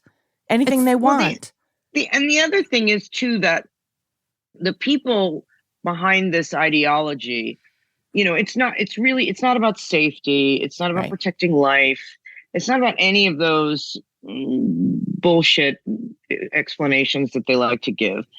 If it were, then they would care about the science. They would care about, the fact that when people end up needing abortion care later on in their pregnancies for completely wanted pregnancies, that's a normal, well, it's painful, but it's a normal medical reality. They think that pregnancy is somehow this miraculous, like Disney thing where like suddenly you're pregnant and the angels are singing and everything is, you're glowing and everything is this magical princess thing. It's not. Pregnancy is an extremely dangerous medical condition. Yes. It takes over a person's entire life, literally, and their body. And the consequences and the complications that are possible with pregnancy are so many. There's so myriad. I mean, they run the gamut, and human beings have a right to decide what medical care they get. Their doctors have a right to decide with them if this is, the wise thing to do or the safe thing to do for them to keep them alive or to protect their future reproductive health. I mean, they don't care about any of this. It's about it's about such profound hatred of women. It's such profound misogyny that's at the core of this, and control. It's about control. And so that's really what's so frustrating to me. It's like this idea that, like every pregnancy is this marvelous, beautiful, happy occasion. It's not. It's not even for people who want it. It's not. Right. No, That's so true. It's so true. We all have friends who are like, oh God, it was terrible. Every second was the worst. Yeah. It takes over your life. And it can be a wonderful, I had relatively easy pregnancies. I was a relatively chill pregnant lady. Oh my God. I enjoyed my strawberry milkshake and gained 100 pounds. You know what I mean? But when I was pregnant, I did not have easy pregnancies, and a celebrity who I won't name, but I'll say it's someone who's been in the news a lot lately, did that thing where they touched my stomach and said, oh my God, tell me everything. Tell me what it's like. And I was like, it's like having a parasitic alien inside of me every day. And they were like, thank you for your honesty. Yeah, no, it's not always fun. And I guess that's the point. Everyone's experience is different, Yes. And who the fuck are you to tell anybody? I mean, totally. Who are these guys? Who are these dummies? I just always think if there was a time when women weren't allowed to get a credit card themselves, and how that changed, and no one's ever tried to reverse that. You know what I mean? Yeah. Because it's business, and it's, people realize that it financially makes sense. It's not to give women more freedom. It's not about our rights. It's because it financially makes sense for people who are financial people.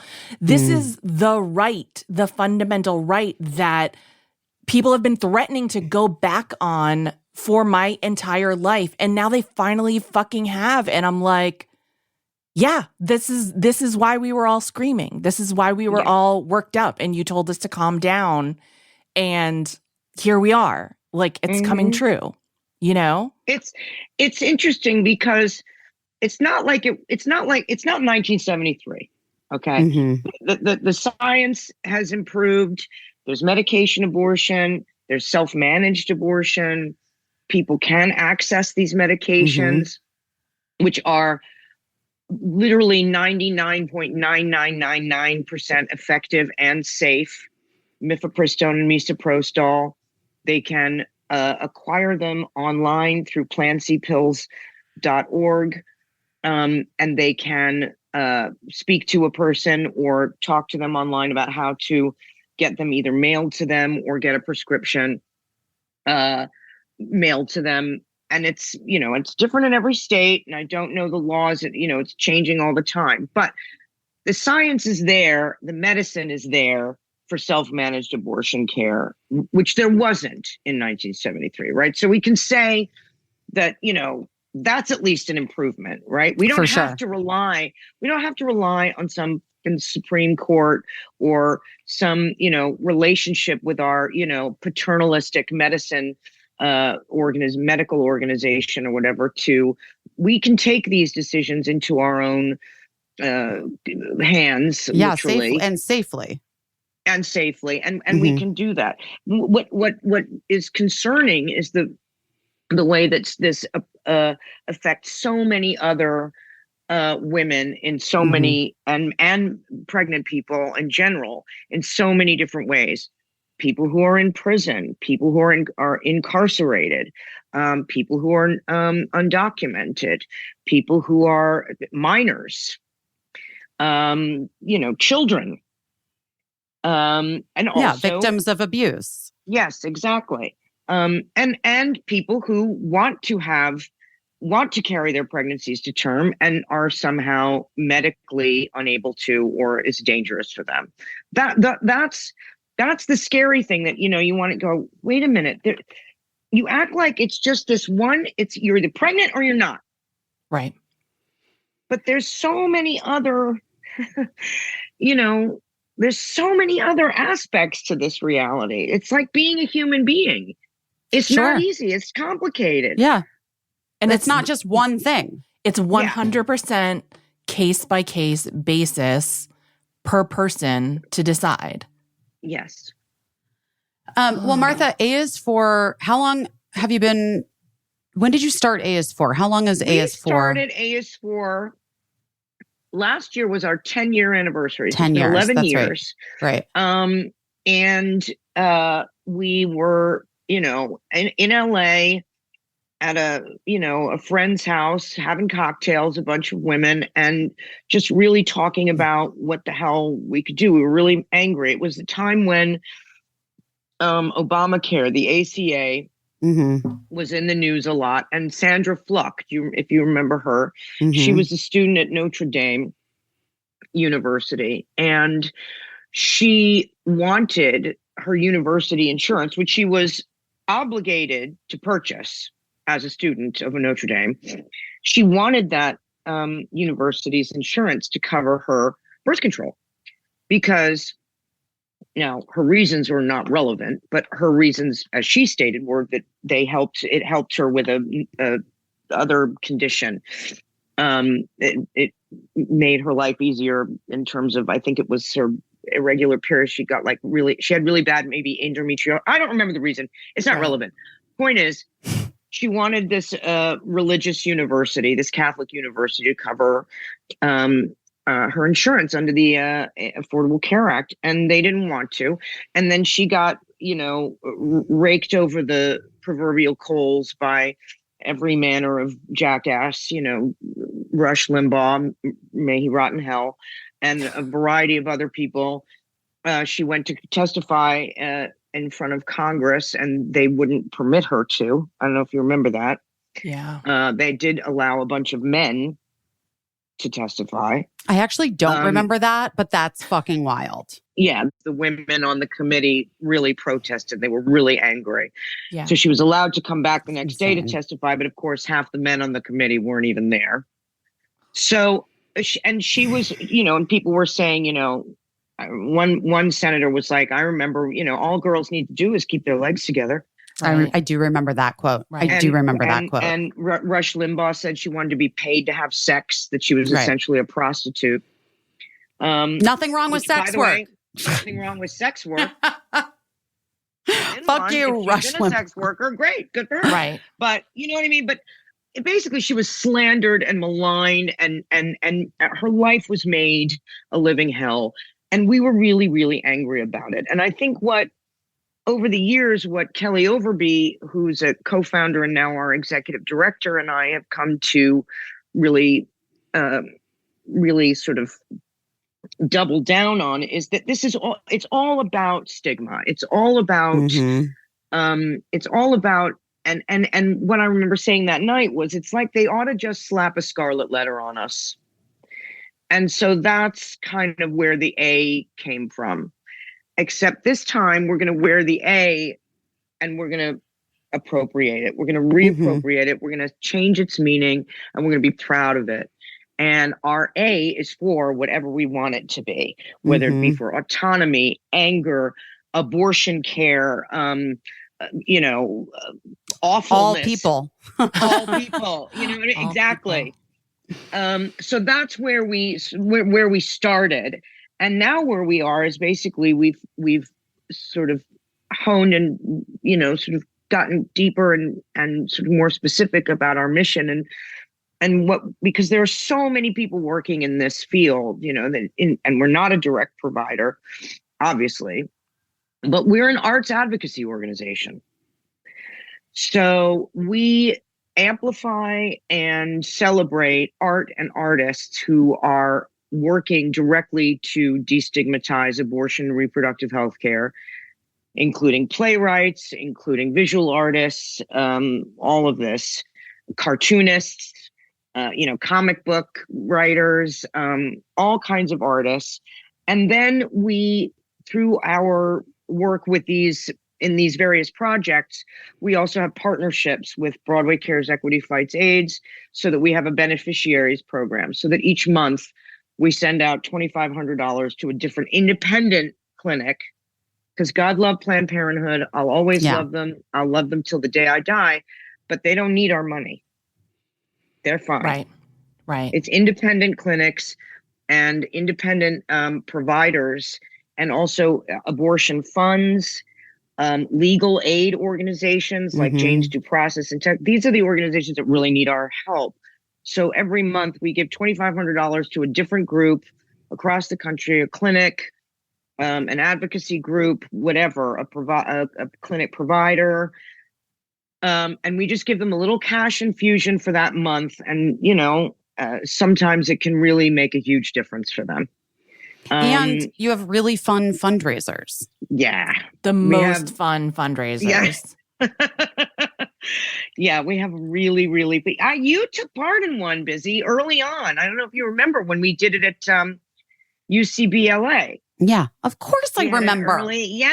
But I do feel like very first. Yeah, because Shannon Woodward and I were just talking about it. That's right. And she says hi, and she's so excited that you're on the podcast this week. We've been hanging out a lot since she's on our advisory board. Yeah, she's the best.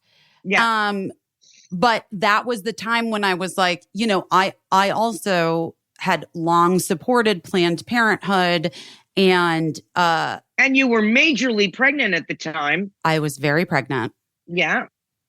Very pregnant with my second child, Cricket, who actually, just FYI, guys, if the doorbell rings, I have to give the babysitter keys because this is my life right now. It's chaos. It's fucking chaos. But I would always participate in any kind of fundraiser that anyone was throwing to benefit abortion care, repro rights, whatever. But it took me longer to talk about my own experience having an abortion when I was a teenager. And, you talk about the destigmatizing as being part of the mission statement through the art. And like Caissie and I talk about that all the time. We talk about it on this podcast. It is the way that hearts and minds are changed, is like through storytelling and through honest storytelling. It's time to shout out Britney Spears. Britney Spears today wrote about in her memoir that she got pregnant with Justin Timberlake, and they decided together that she should have an abortion because she wasn't ready. I haven't read it within the pages of the memoir, but it's big news that came out today, and I think good for her for telling her story. Talk about bodily autonomy, and a person who really has had to, battle with her own family, her personhood. About personhood. Self-determination over her own life. I'm extremely, that's very cool and very excited. I'm really, really, I'm happy for her. I hope that she's happy talking about it and feels accepted and appreciated and celebrated for being human, for being a human being. It's not some crazy confession. It is a human reality. That's what, talking about destigmatization through art. It's about deepening and enriching not only our cultural vocabulary, but our emotional vocabulary around something that is so elemental to everyone. Mm-hmm. Yeah, so common. And it's so basic. And, and helping people to understand that it's not this scary, dark thing that you should regret or feel shame about on any level. It's about owning. It's about taking ownership of your own life and your own destiny, and being able to celebrate that and being able to say, hey, I did what I had to do. I did what was right for me. There's no way I could have raised a child.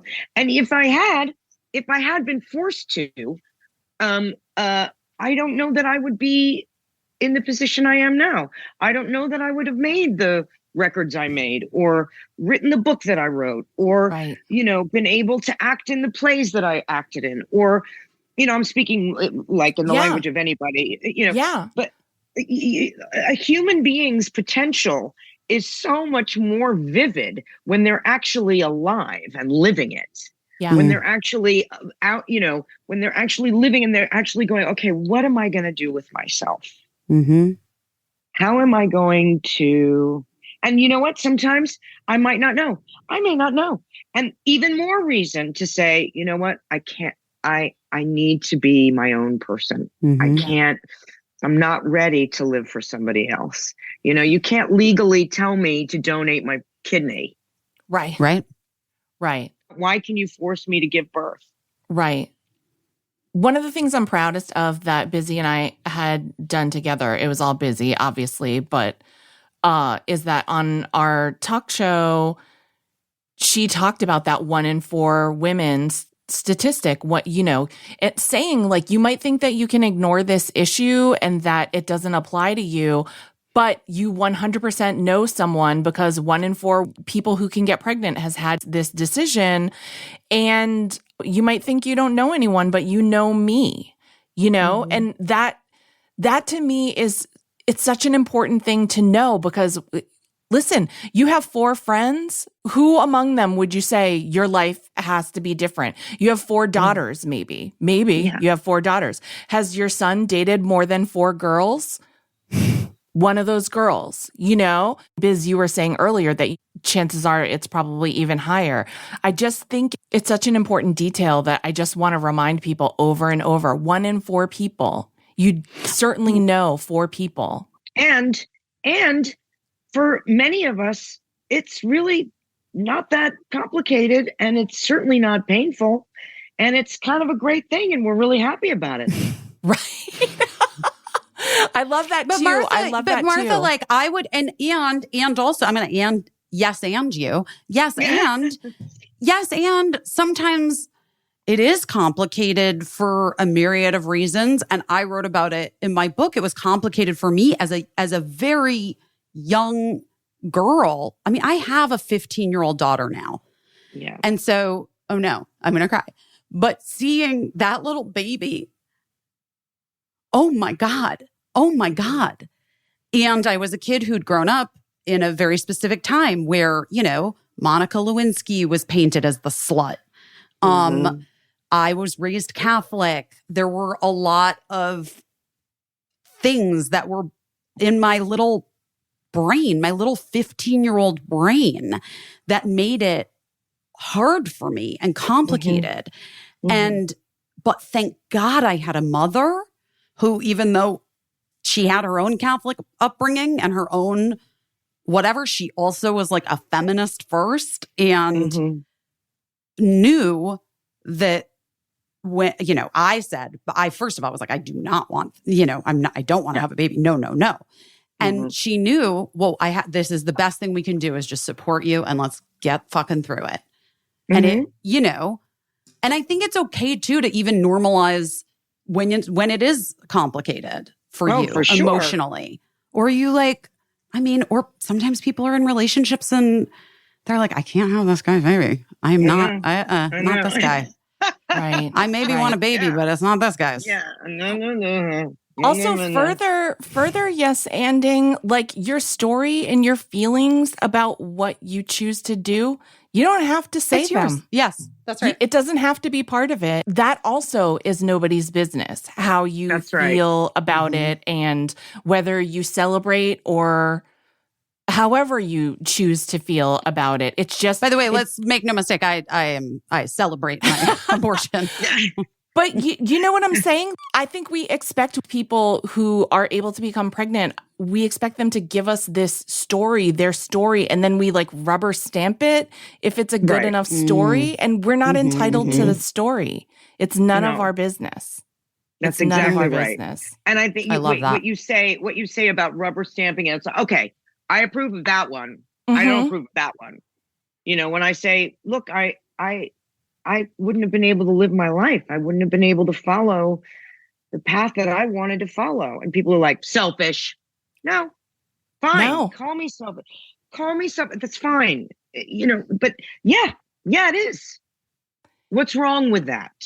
Well, it's an age where you're supposed to be selfish, but also, is it not selfish to expect someone who isn't up for the job of raising a child to do it just because what other area of medicine do we moralize this way about? Right. Yeah, we do not. What other area of medicine do we go, oh, I don't, I mean, do you deserve that heart transplant? Yeah. I don't know. Have you always been 100% virtuous and like, do you deserve another heart? Yeah. We would never. We would never. It's the most heavily legislated aspect of human health care in the United States. So, that says it all. Yeah. And not based in reality, not based in medical science, not based in medicine, like simple like medicine. It's legislated more than any other aspect, which means that people who can get pregnant or pregnant people are automatically criminalized. Right. They're legislated to within an inch of their lives, to try and just to try and get through the pregnancy, just to get, even if they want it, they're like, but I mean, there are things like, there's a case of the woman who was imprisoned for endangering her fetus recently. And then she was thrown into jail, and then she had the baby on the prison shower floor. Right. And they wouldn't take her. They wouldn't which is endangering. To get medical help. I mean, it doesn't make any sense. No, it's totally insane. But Martha, I want to ask you, for our listeners who are like, okay, here we are post-ops. What can we do? What can we do? Well, there are a bunch of things we can do. The first thing is, as Amelia Bono, who I'm sure you guys know, from co-founder of Shout Your Abortion. She's incredible. Incredible. She's one of my favorite human beings on the face of this earth, and she gives zero fucks. She gives zero fucks of any kind.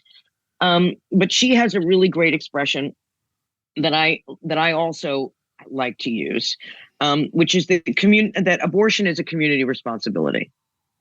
So, you can donate to independent clinics, independent abortion funds. That's really, really critical and really important. And of course, supporting Planned Parenthood is great. Just know that they have more money than fake God to handle this stuff. And they provide a literal fraction of the abortions that need to happen or that do happen in the United States. They provide, it's like something like 3% wow. of the work that they do is actual abortion care. Okay. It might even be less now that they've had so many clinics close across the country. So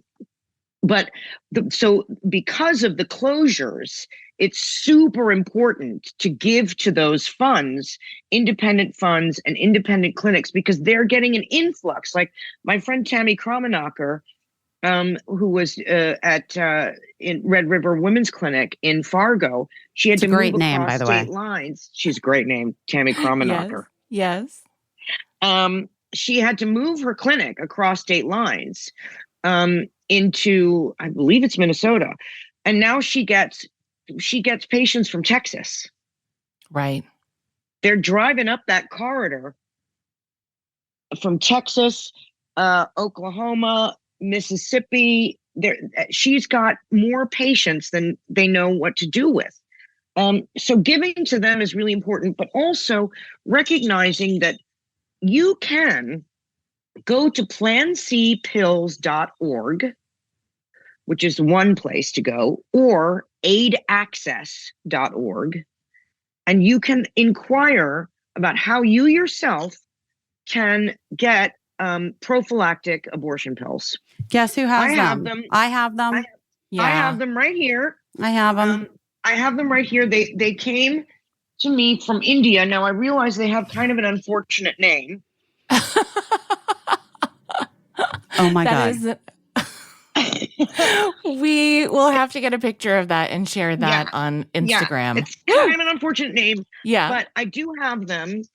And they're just things that you probably shouldn't keep them in your bathroom. because bathrooms get misty and they can go bad in the, so That's keep good it in advice. like a bedside table or a bedroom closet or, something like that, but have them on hand. And have them, they should be as present as, I don't know if you guys remember, but after 9/11, everybody wanted to get sodium iodide.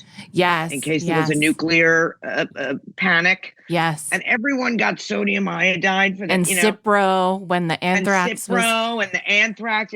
So that's when get the mifepristone and misoprostol by going to those two places, PlanCpills.org or aidaccess.org. Okay. I think PlanCpills.org will be a better resource at the moment because from what I understand, Aid Access had a little bit of a backlog going on, but they're still a great organization to get information from. They're the organization run by Dr. Rebecca Gompertz. I don't know if you remember her, but she started Women on Waves. It was the boat. She got a big boat and she put an abortion clinic on the boat, and she was able to bring women from Ireland. Yeah. Into like international rhetoric. I actually gave her an honor at the Glamour Women of the Year Awards last year. She's incredible. Incredible. Yeah. She's an unbelievable woman. Mm-hmm. She also she was wanting to get drones to drop abortion pills over Poland. I mean, she's just awesome in every way. She's thinking outside the box. She really is. But the way to think about this is abortion being a community responsibility. Abortion is one of the many ways that we take care of each other in this culture. Mm-hmm. We take care of each other if we're hungry, one should hope. We take care of each other if we're, cold, one should hope. We take care of each other, let's hope, if we're refugees. I mean, this is all stuff that people need to care about and think about. And abortion needs to be added to that list of things that we are there for each other. We are there to help one another if the need arises. And I think every single mother of teen children in this country, be they of teen girls or boys, should help their kids. And I don't know what the laws are in your state, so don't come after me. I mean, look them up, and PlanCpills.org can help you find that out.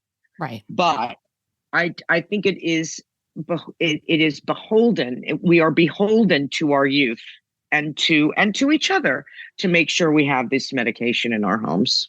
Yeah, I agree. And I also think one thing that I think we're beholden to our youth is to continue, if you feel like it and you want to, sharing your own stories or just acknowledging the fact of the matter that, we sometimes, bodies are all different. Yeah. And this is something that we need to be able to control for a myriad of reasons. The very at the very top of the list, which is that politicians should not make medical decisions. No. Full stop. Yeah. That's it. The end. The end. The end. That's it. The end. Martha, are you doing any plays, or what are you doing in London? Are you working at all? The strike sucks.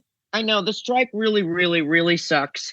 I did a play this past winter. I did a Shakespeare play in the West End that was just awesome. That I loved it, and I had so much flippin' fun. Josie Rourke directed it, who's just an amazing human and woman, and it was just an awesome. I am not working at the moment. No. Join the club. Join the club. Join the club. But I'm going to come back to LA next week, and I'll be out there on those picket lines.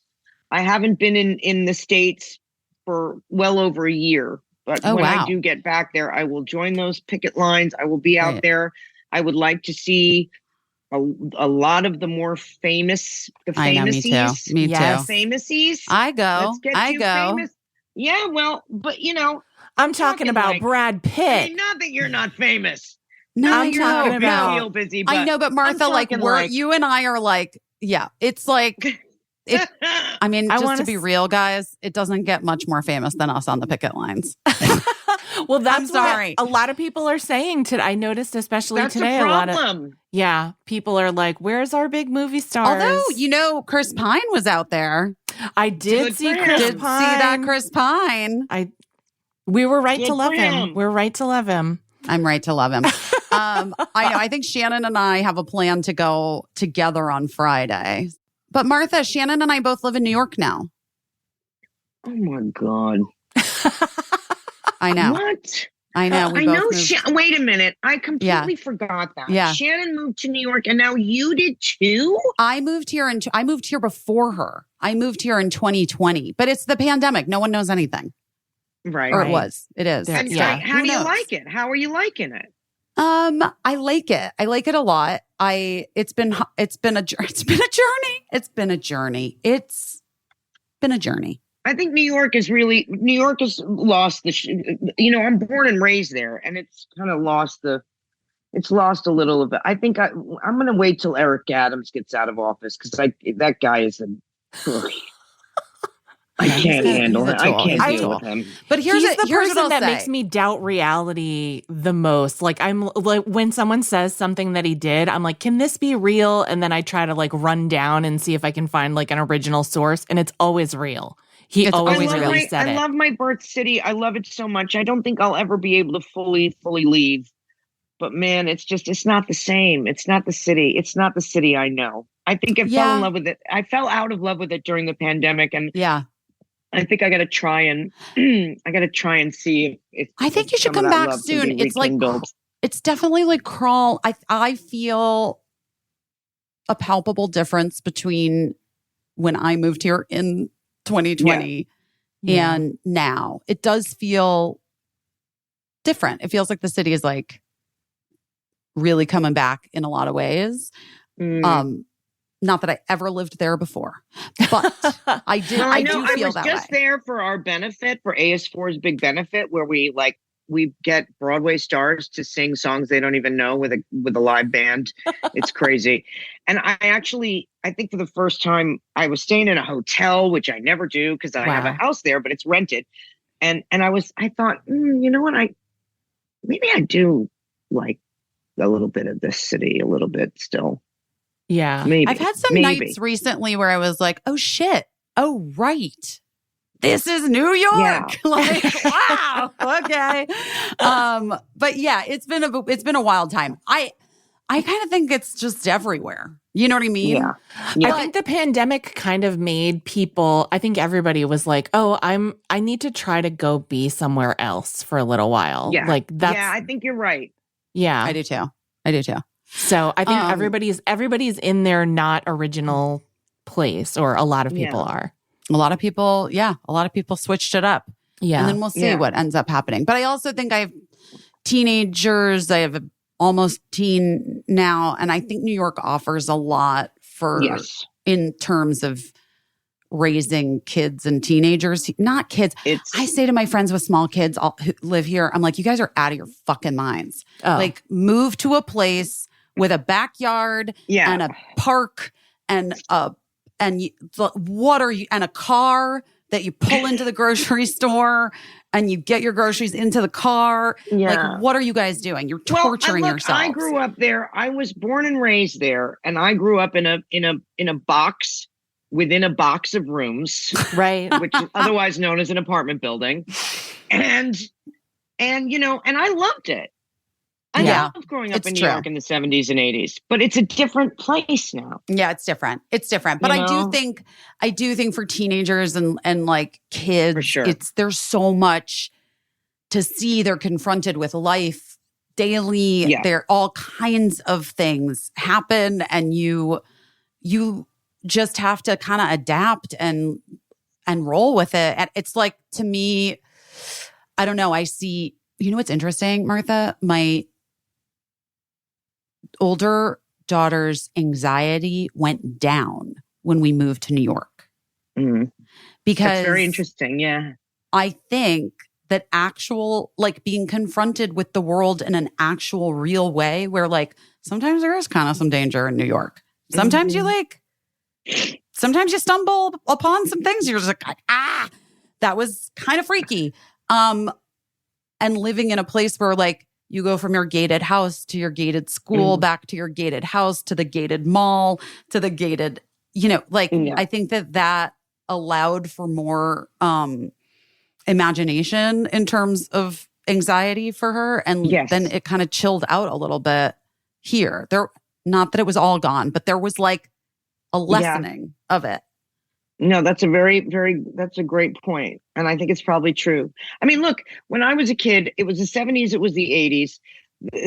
According to everybody, the city was way more dangerous. Right. You know, the Warriors. But yeah, come out to play.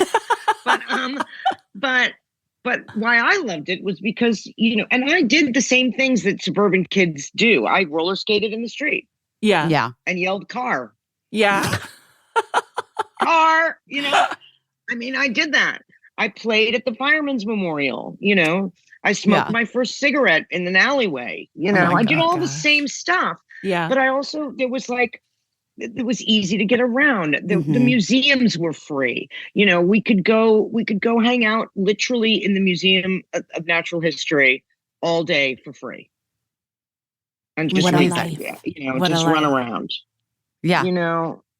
I do think it's true that kids who are kept on that suburban style kind of leash, where they're like trapped by those gates that you mentioned. Yeah. It can be very anxiety inducing. I think I would have been a total drug addict if I'd grown up in the suburbs. I mean, just looking for something to do. Yeah, that's kind of what my vibe was as a teenager.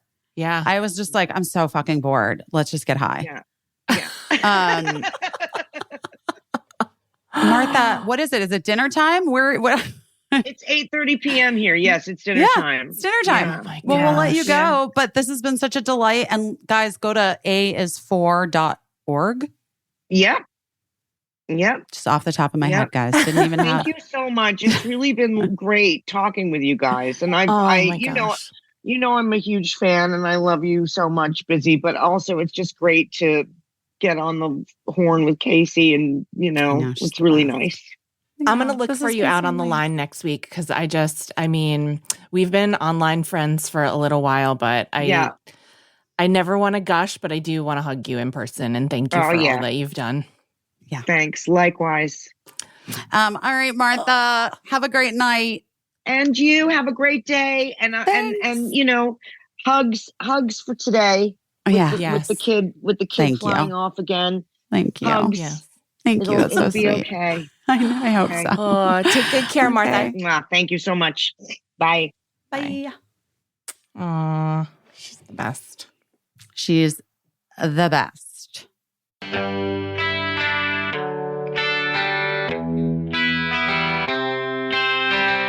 I have to say, I know that Caissie B. Caissie did not sign up to be a part of every ad on this podcast. But she got to try everything.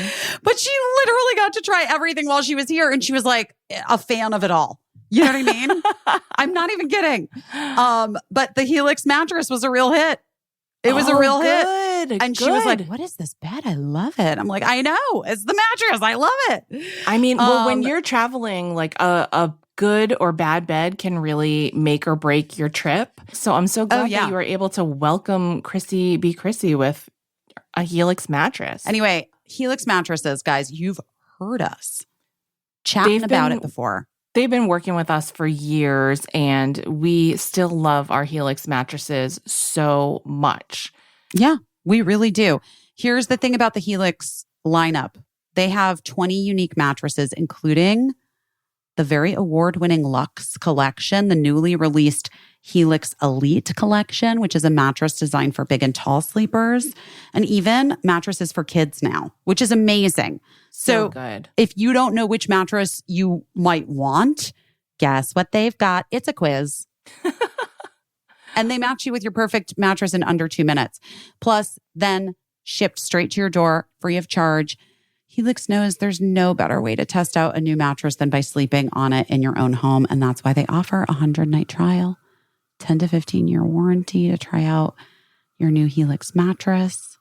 Guys, everyone's unique. Everyone sleeps differently. And everyone that has slept on that bed has sung its Helix praises. Yeah. If you haven't changed your mattress in a long time, I would just urge you to consider that it's maybe time to get a new mattress. You spend a lot of time in bed, and what happens in your bed is so important to how the rest of your day goes when you're out of bed. So You're telling me. I don't know. it's a real investment. But it is true. It's an investment. It's an investment. And it's an investment in you and your life and sleep and your waking hours and all of the things. You need Guys, it. And now we're able to help you get 20% off your order. Plus 2 free pillows. Helix is offering 20% off all mattress orders and 2 free pillows for our listeners. You just have to go to helixsleep.com/best. It's their best offer yet. It's not going to last long. You got to do it. Get into it. With Helix, better sleep starts now. Go to helixsleep.com/best for 20% off all mattress orders and 2 free pillows. Oh, little Gina, little Natty is so excited about her Sunday's delivery. It's healthy dog food that's actually easy to store and easy to serve. I don't have to defrost anything or remember to take it out of a Right. It's like, honestly, it's hard enough for me to just exist. You know what I mean? Right. In this moment in time. I love that she loves it so much. It's so cute. It's cute to make your dog happy.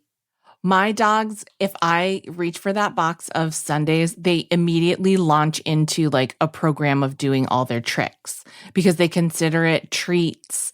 And so they don't know they're about to get a whole bowl of it. They're just trying to get one piece. And they're like, look at me. I'm turning around. I'm rolling over. I'm standing up. I'm shaking your paw. They love it. Sundays was co-founded by Dr. Tori, a practicing veterinarian. It's air-dried dog food made from a very short list of human-grade ingredients. Besides USDA beef and all-natural chicken, there's digestive aids like pumpkin and ginger, plus disease-fighting antioxidants.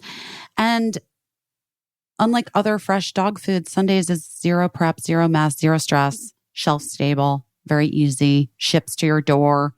Come on. Try it out. Try it out for your dog.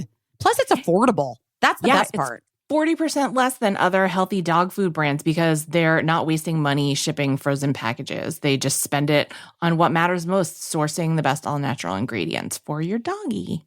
Well, we have worked out, what do you think? A special deal just for you, our dog-loving listener. Get 35% off your first order of Sundays. Go to sundaysfordogs.com/busy or use our code busy at the checkout. That's sundaysfordogs.com/busy. Upgrade your pup to Sundays and feel good about the food that you're feeding your dog. That was wonderful and refreshing to talk to her. Also, like, how do you just apply for a visa? Like, what are we doing? I don't understand. I'm like, seriously, I'm like, what are the, as I started this podcast talking about literally like immigration. Yeah. What the fuck? What? You could just go to another country and just be like, I want to live here. What? Well, I How think does it's that work? because she got cast in something there. Here's what I know about it is when we did the Late Show with David Letterman in London. What? You did the what? We did the Late Show with David Letterman from London. Mm-hmm. And it was my first time going out of the country. And it was also my first time, obviously, working out of the country. And I had to apply for a work visa. And I took it very seriously. And I basically had to write a letter saying why no one else could do my job, why I had to travel. I had to be there in London to do this job for him. And I think did you say because you're a fucking genius? That's why. I think I said it was because in case he needed medical attention, I knew his medical history. Okay, that's actually insane, but also kind of genius. I was trying to think of what would make me unique, what would make me stand out from anyone in the UK that could potentially do that job. So I wrote that. And but so anyway, you get a visa because you need to get cast in like a show in a country that you want to get a visa, and then you can try it out, see how you like it, and, you know, maybe meet and marry a man from that country. I don't know. Maybe. Who knows? Not me. Caissie. Holy shit. My pottery is insane. Your pottery is blowing up. Yes. You really have hit like a creative zenith, I feel like. Is that the right word? I don't know. I don't know, but I feel like I need to like, I don't know what I'm going to do. So wait, my one friend has a store that's opening or that's opened. My friend Gabe, who has that Fredericks in May. Oh yeah, of course. And he was like interested in having me sell some pig pots in the store. And then I'm like a little bit like, I mean, that'd be cute for the, like that just for funsies, but like, yeah, if I'm gonna sell them for charity or whatever, like I don't even know. Also, I would need to produce so much more. It's just a lot, and like, I mean, it's a lot in terms of like making them and selling them. Because here's my issue right now. Yeah, do I have a surplus of pig pots? Yes. This minute, but like if you put them for sale, they'd be gone in an afternoon probably. I mean, less than, because it's not that many. Right. And like now my explore page on Instagram, thank the sweet Lord, is just all ceramics people that I follow. Mm-hmm. And when you watch people who are like really selling their shit, even people who are like limited edition drop or whatever, they're making hundreds of items. Right. You know what I mean? Yeah, because you're not doing this anywhere close to full time. I couldn't possibly. Right. It's like, and by the way, the amount of time that I'm fucking spending on it is almost prohibitive. Right. Like it is almost too much fucking time. You know what I mean? Like at the, you know, other things are suffering. Yeah. I will just say, I enjoy it. I really love it. Yeah. But it also requires me like going to a specific place and like doing a thing. And now I have 2 studios that I work out of, but still it's not like my studio. So like, I don't know, guys, we got to think about this. We also have to take into consideration who you are like neurologically as a person. I mean, did we ever talk about the Christmas chocolates?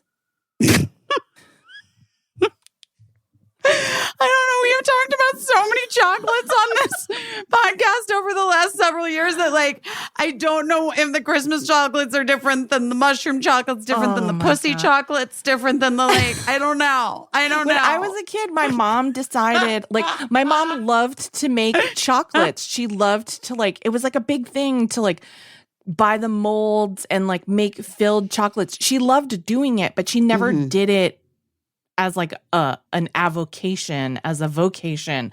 And so one year she decided, I have to give Christmas gifts to all of these people.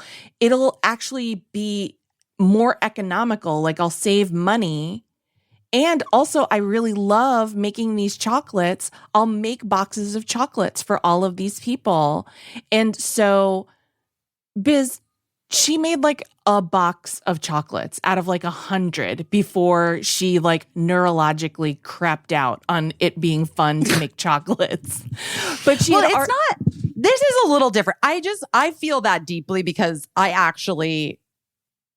feel that deep because the cooking thing and it's just a different, because this throwing pots is a thing that like is super meditative and like zen, and I really enjoy it, you know?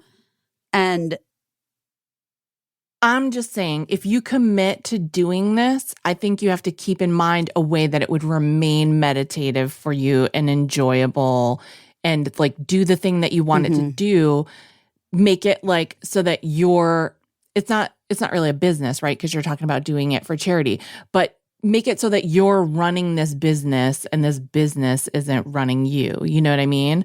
With my mom and the chocolates, she had already committed and she was in so much distress that like she had laid out the money for all the supplies, you know, and that was her plan. I mean, that is she had no backup plan. So cut to who did the 99 other boxes of chocolates? 10-year-old me, child labor. Right. Of course. Because I felt so much for my mom. I know. But I will say that, like, if it was my own chocolates, I probably also would have crapped out on it. But I was motivated by helping my mom out because she was in distress, which I think is also like a thing that motivates you more. Like, you would walk over hot coals to help someone. You know what I mean? But you wouldn't walk over hot coals to like get yourself a sandwich that you really wanted, maybe. You know what I mean? No, that's so true. It's so true. So I'm just saying, like, you really have to take into consideration all the levers of power that would be, and all the levers of motivation, and how you can do it. I think that what we should focus on, truly for me, is that, like, clearly in the future, I should be represented by a gallery, and we should just. And we should just have a show, an art show. And and maybe someone gets to walk away with a high-priced pig pot. I don't know. Yeah. I do think like I do think there's something about them I really think is compelling. I'm not gonna lie. They're fucking weird. There's also the other way to go, which is that like you design your pig pots and you come up with like a proprietary pig pot formula. Oh, yeah. And then I can slip cast them. Yeah, or so they can be mass produced. Well, that's some what other slip way. casting is. Okay, so slip casting is a different, and actually I was thinking about that. So I could, at Greenwich House where I do a lot of my pottery. Yeah. I have another studio that I'm sometimes at, guys, but listen, my heart is at Greenwich House. No shade to the other studio, except my heart is at Greenwich House. Anyway. Yeah. They teach slip casting. So slip casting is super interesting. If you've ever seen a lot of stuff that you buy ceramic wise is probably slip cast. Right. Unless it's specifically like handmade, it may be slip cast, which is that they get whatever the perfect form is that they want, and then they make a plaster mold out of that thing. Right. And then there's this like, I think you can use any, it's like there's different kinds, but like porcelain or porcelain. Yeah, I think they do porcelain at Greenwich House. And it's sort of like, it's not clay exactly. Like it's like very runny clay. It's like ceramic juice. Yeah, it's like ceramic juice. That's exactly right. And they pour it in there and then it like comes out. And so I do see some people at Greenwich House who are like mass producing shit. Like they're just popping these buddies out, you know, of their molds. But it's a specific skill set. Also, I could pay someone to do that for me. Right. The slip casting, because it doesn't really, I mean, right. It doesn't and really then you interest Thomas me. Kincaid it, right? Like Thomas Kincaid, the painter of light. Do you remember him? Caissie, we've talked about Thomas Kincaid on this podcast before. So yes, I do remember him. So then he was just like adding like a dab of paint to all of these mass produced. Of course. Well, I could do the eyes. Do the eyes. I could color the eyes. I could pick the glazes, like blah, blah, blah. Right. To be honest with you, I don't love glazing. I mean, it's not my favorite situation. Okay. See? And the glazing at the glazing room at Greenwich House is kind of small. And like, I don't know. It's always like, I really like the spray booth thing. It doesn't feel good for you. It feels, I'm always wearing a mask. It's all a lot. Yeah. But I do think, here's what I think. This is right. We've come to it. We figured it out. You buy a Christian Siriano dress doesn't mean Christian sewed it. Correct. If the pig pots become for sale, I'm going to have to get these bitches slip cast. That's all there is to it. I'm going to pick like 2 of my favorites. The best ones. We're just going to slip. Maybe the weirdest. I don't know. We're just going to slip cast these motherfuckers. And like, because it is still actually you know, still being made. Handcrafted. Yeah. It's still crafted. Exactly. Yeah. Yeah. That's like, to me, that's the restaurant model, you know, like a famous or a talented chef comes up with the menu for a restaurant, but he's like not the guy cooking it for you when you go there. Generally. No, he's not. That's an occasion, you know. She's not the lady cooking your food. She just developed the menu. That's how design works. You're a designer and you're a craftsperson, but to meet the demand, you might have to. I would like to, wherever I end up someday, I would like to like have a pottery studio so I can just do my own shit. That would be so good, huh? It'd be so fun. Like that's a thing that like definitely is possible on the West Coast and not as possible in New York City. Although if upstate, there was a house I fucking wanted last week upstate. Oh my God. Oh my God. Yeah. Well, someday, you know? Someday. And in the meantime, how great is it that you have a couple places you can go to and then you can like leave it? No, it's amazing. Although the hand building, like the mushroom menorahs, and now I just made like a ton of mushroom ornaments over the weekend just at home. And then Christine took the red eye and got in on Saturday at like literally 7 a.m. and we were both delirious. Like I barely slept on Friday. Yeah. Just everything, you know. Yeah. And I had this bee in my bonnet that I wanted to make little ghosts to put votive candles into, like, you know. Yeah. Like little ceramic ghosts. Yes. Votive candles.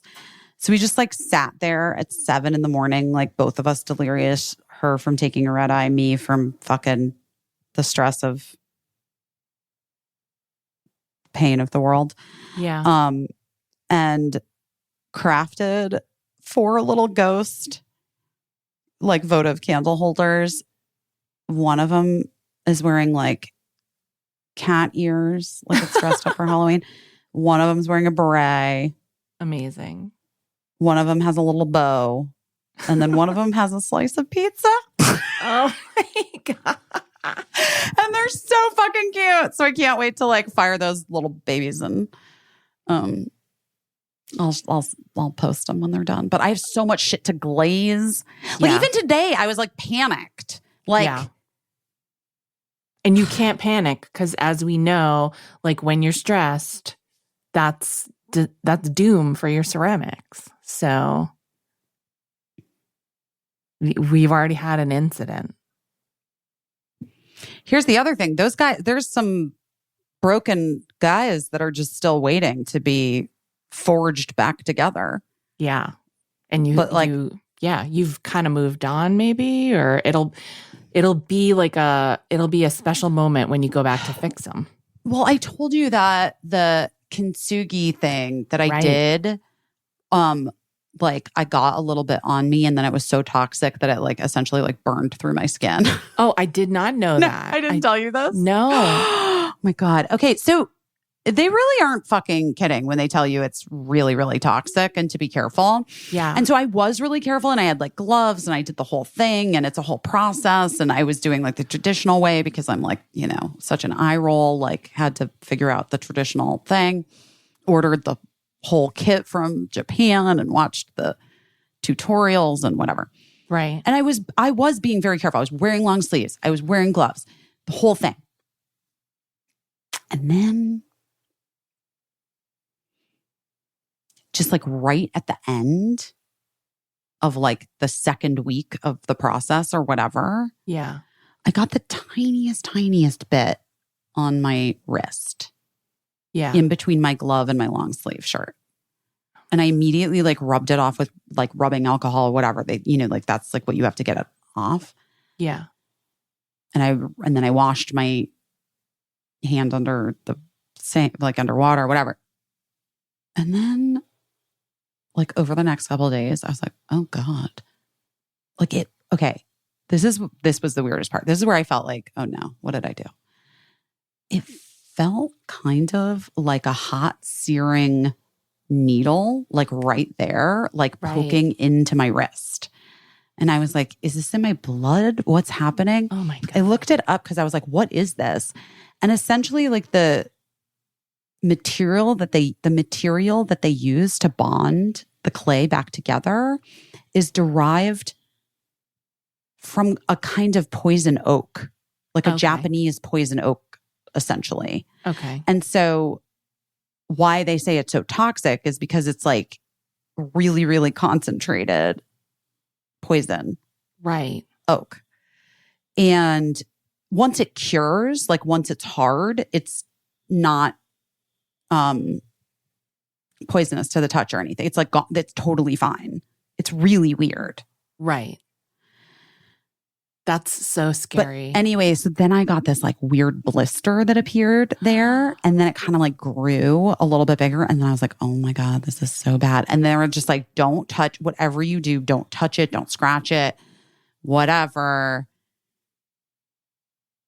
And then shortly after that, I did get hives for a couple weeks. Yeah. And so, I don't think I'm going to go back to that version of repairing the pottery. Yeah. I mean, as a person who glued her own fingers together, I feel like, and it's like, my family loves to use like a paint sprayer all the time. And I'm like, all that ever sticks in my mind is the warning on the paint sprayer saying, be careful because you could accidentally high power spray, inject paint into your own body, if you're not careful. And I'm like, yes, that's 100% what I will do with this paint sprayer. So like, I can't use anything personally where a single drop. It wasn't even a drop. That's what's so crazy. It was imperceptible to the eye. Yeah. That's how little it was. It was like, I just knew it because I accidentally, like I had some on the end of my, like the little tiny bit on the end of my glove. And then as I was very carefully taking my gloves off and I was like, oh shit, I feel like a tiny little, I feel like it rubbed against my skin as I was taking my glove off. And then sure enough. All of this to say. And then I tried these other like epoxies that just weren't really doing the trick. And then I did sort of like lose my desire to do it. I just was like, I need more energy for it. I lost my energy. I'll go back. I put them away, but I'll go look. Maybe someone has a great idea about how to stick them back together. Or somebody's like a pottery expert or something. You know what my teacher says? Dustin, one of my teachers. He's like, that's when you throw them away. He's like, that's when you recycle them. That's also, you might get to that point too. Like you might, there's a lot of things that I hold on to for a long time before I get to the point where I'm like, oh yeah, it's garbage. I'm going to look at them. I'm going to see what I feel. Because he also does like to use just glitter glue. He's like, sometimes I just think glitter glue is fun to stick it back together. Something. Maybe. Can you treat them like actual injuries and like bandage them up with something? And then they're like little injured pig pots. I mean, make ceramic bandages and crutches and stuff. Yeah. Oh, but you know what did just happen? My new crab pot. I made a new crab pot. Yeah. And when it came out of the bisque kiln like 2 weeks ago, human error, someone knocked it on the side of a shelf. Listen, I guess that happens. But it wasn't me. Yeah. Anyway, but I repaired it using they call it like paper clay, which is like you just take like tissue, like, well, it's like your fingernail. Yeah. Let's bring it back to the fingernail. I was going to say, I should send you my nail glue. Yeah, I mean 100%, obviously. That's what we should be doing. But I used paper clay, and like I will say Dustin was the real naysayer. He was like, you can just recycle that and just make another crab pot. I was like, no. It's one fucking foot. Right. I'm getting that foot back on there. Right. and I was concerned that it wasn't going to work, but it went back through the bisque and it did it. So now I just have to glaze that little baby and pray for the best. So hope that it holds together. Listen, I'm going to say, like, and I'm not telling you anything you don't know, but your design aesthetic has a lot of little appendages. So this is going to be something that comes up again and again in your artistry. And so in my life, maybe too. Yeah. You like a lot of little hanging on, sticking by a out thread. Things. Hanging on by a thread. Is that what you're saying? Yeah. And so it's just going to be something that you're going to, so I think it's right that you try to figure out a way to deal with it. Also want to say that like you were so ahead of the game on the mushroom motif. Like I went to World Market the other day and not only did they have Windish brand wine, which is the last name of our editor, Josh, I sent him pictures of it. And he was like, whoa, Windish wine. Who knew? It's in a Christmas tree shaped bottle. I'm going to buy him some. But everything was mushrooms. Everything. They had like disco ball mushrooms, little felt, woodland mushroom, garlands, everything. Everything's mushrooms this year. I'm still on the bottle brush tree. The other day I handled my emotional dysregulation by just going down a bottle brush tree hole, which you were a part of because then I know I was. I texted, I saw this one company had like life-size bottle brush, they're like 4-foot tall bottle brush trees, and I texted pictures of them to Busy and another friend of ours. I almost bought them last year. Really? I think you showed them to me last year. Oh my God. Who knows what I show, but can I say, by the way, like, have you guys gotten to the point where you're like, I've sent the same fucking meme to the same person like 10 times. Oh my God. The crab rangoon memes. Like it's so funny because listeners of the podcast who I love you and I love you for sending them to me, but it's so funny because everybody sends, I'm sure they send them to you too, but you don't probably catch them all. But they send me every crab rangoon meme that comes out. And I'm like, oh, LOL, this is so funny. But I'm also like, Busy already sent this to me. Like I never say it, but I'm like, trust me, I got it the second it was invented from Busy, a crab rangoon meme. Because the Rangoonaissance rolls on as well. The Rangoonaissance. Maybe that's also something that plays into your pottery or just our lives in general. I feel like we're a little bit of like trend predictors. Listen, don't think that I wasn't looking into making a crab rangoon pot. But I was having like a really hard time figuring out how do you exactly how, I don't know. Yeah. It's like a little tricky, I feel like. That's so funny. Oh, but I do want to say, like, here's the thing about like being a parent or whatever. When I was down that bottle brush tree hole and like just like trying to make myself feel better by looking at bottle brush trees and like, Eli was out running errands or whatever and he had to like stop by Target and he came home and like got out his purchases. And then he had some bottle brush trees. And he was like, oh, I saw these when I was at Target. And I thought, Mom doesn't have any pink ones. Oh, my God. And I was like, I better grab these before they're gone for the year. And I was like, oh, my God, it was like telepathy. Like he felt it. He felt that that's where I was mentally. And he grabbed some pink bottle brush trees for me. Mel, quantum entanglement at its finest. When quantum entanglement means that your son comes home with bottle brush trees, you've been entangled. I guess so. What are you doing your best at this week? Oh my God, Caissie, Jesus fucking Christ. I mean, you've said. But is there an unmentioned? I would say like honestly, my gut, like following my gut, which is that, it's not one size fits all proposition. Parenting, lifing, living, what the fuck ever. You know what I mean? And like, I don't know. I feel like continuing to practice following my gut and like trusting my gut it's like the best thing I can do. So I really did my best at that this week. And I had a couple other things that I don't want to go into that also speak to that. But yeah, that's what it is. What about you? Is that bathroom done? The bathroom, she's done. We even got up the toilet paper holder finally. So I think the bathroom's done. She's done. 100%. She's officially done.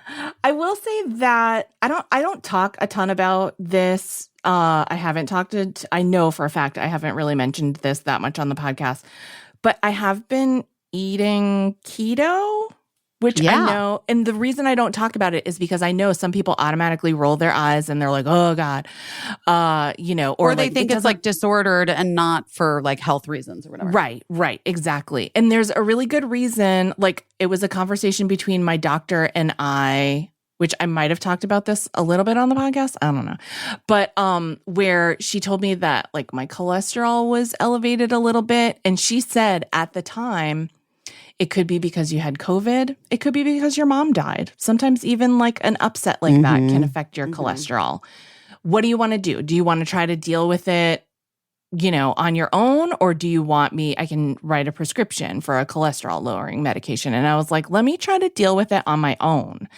And so I read online what the best thing, one of the most cholesterol level fighting foods was oatmeal. So I started eating oatmeal every day for breakfast and I didn't feel great. I'm going to be honest. I didn't feel great. And then I went back to the doctor and she was like, you have gained like X amount of pounds, like in 3 months. And I was like, what?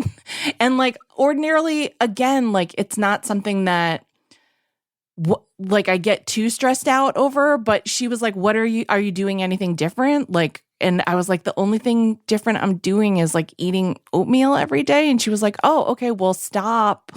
Like, don't like oatmeal isn't the thing for you, maybe, like, and that's another thing, like a thing that's perfectly healthy for one person. Not to say that oatmeal was unhealthy for me, but it just wasn't doing for me what I wanted it to do. So anyway, since then, I was like, what do you think of the keto diet? Like, what do you think? And she said, some people have success on it, whatever. Anyway, long story long, I've been doing... Well, Chrissy has been doing it for a year. Oh, really? Okay. Yeah, it's for like, always surprising. Just for like health and like, she just was like always having like weird issues with, whatever. Yeah. It's her own thing. But like literally for a year, she's been doing it and feels so good. It's so good. Her. And I mean, it makes sense for me too, because like I'm complaining, like, I sneeze every time I eat wheat or whatever. Like clearly there's some sensitivity there or whatever that's not working for me. So anyway, I've been doing keto for a while, maybe not quite a year, but a while. But all this to say that this past Sunday, was it Sunday?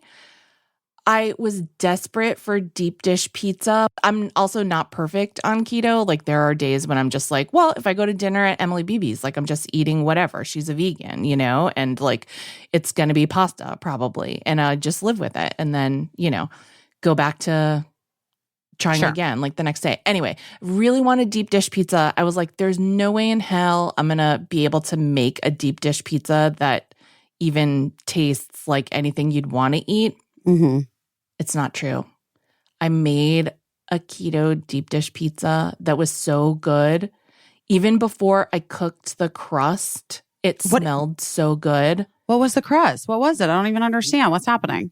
It was lupin flour, which is made of beans. Sure. Got it. Great. It was lupin flour and mozzarella cheese was in the crust. And Amazing. It was like, I got this recipe online and I tweaked it a little bit. It was so good. My family thought it was so good. I always feel so bad for my family when I'm like, I'm making pizza and they're like, yay, but it's keto. Ooh, like it might not be something that's right for them. It was so good and so easy that it's all I've been thinking about is like when I can eat that pizza again made with that lupin flour. We'll see how like I do on the lupin flour. Like when did you eat it? Sunday, and then I ate the leftovers yesterday. And I seem fine. Yeah, I mean, it seems Did fine. you sneeze? It seems fine. No sneezing, no issues. So it was really good. But yeah, it was great. And I mean, like, do I sometimes eat a piece of bread or a piece of regular pizza? Yes. But for the most part, just trying to stick to this. And it made me so happy. And it made me excited for Thanksgiving because I'm going to try to make some like lupin flour biscuits and see what happens. Fucking lupin flour stuffing. Everything. I know. I have to bake the bread, let it go stale, crumble it up, make some stuffing. I don't know. Why not? I will. Great, I mean, Caissie. I 100% will. It was really good. If Do you anyone's feel better, interested, like all of the like autoimmune vibes and stuff? Yeah, just feel so much better. And, Really? like, yeah. I have a lot friend less- who's currently like really struggling with autoimmune shit, and she's not doing. Oh no, I'm gonna sneeze because I said sneeze. Hold on. Wait, am I? Bless you. Oh my God. She's like just like doing gluten free, but I feel like there's something to the like keto of it, like Yeah. like the combo of fat and because you're doing like, are you doing like avocado and like full like fatty stuff? Yes. Yeah. Yeah, trying because to that's hit, important. Like, That's like an macros. important Yeah. part for it. Yes. Anyway, I don't know. It's interesting. It's interesting. Guys, we're interesting. not doctors. Whatever is right for you is right for you. I don't fucking know. And I will say that it doesn't, listen, not everything works, right? Because I also was desperate to eat chocolate and I got some quote unquote keto chocolate and it gave me like wild diarrhea. So, you know. Oh, I remember. Like the diarrhea woke me up in the middle of the night. Caissie texted me. We were talking about something. And Caissie texted me that, and I was like, "Great." And she was like, "I'm so sorry that I texted." I was like, "Are you kidding? This is literally like my favorite conversation, guys. I never talk about jobs that I like want or whatever, but there is like a pharmaceutical campaign for IBS that I'm like, God damn it! If my whole life hasn't been leading up to this moment, come on, guys, You're just the woman for it. I'm the girl. I'm your girl. Who's not going to be like, how will this affect my image to talk about my constant diarrhea? Oh my God. You guys have been shitting since I was a child. That is your image. It is my image. It really is. It's a wonder that she's single. No, fuck that. If a guy can't handle me at my IBSD, he can't handle me, period. Wait, if he can't handle me at my IBSD, can't handle me at my period. He doesn't deserve you at your best. He doesn't deserve me at my fucking best. And at my best, I'm okay. At my best, I'm okay. I'm like, there's a lot of tears. I'm not going to lie. Yeah.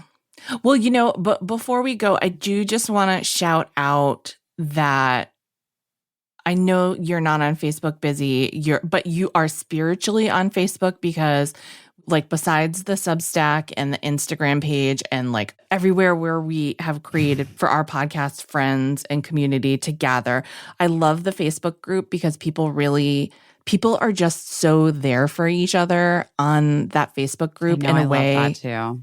That's so wonderful. And I know a number of our Jewish friends and listeners that we have in Israel, listeners in Palestine have reached out and like talked about their own experience on the Facebook group. And it's been so like, well, first of all, really generous for people just to make time with all they have going on just to talk about it. And people have talked about their families and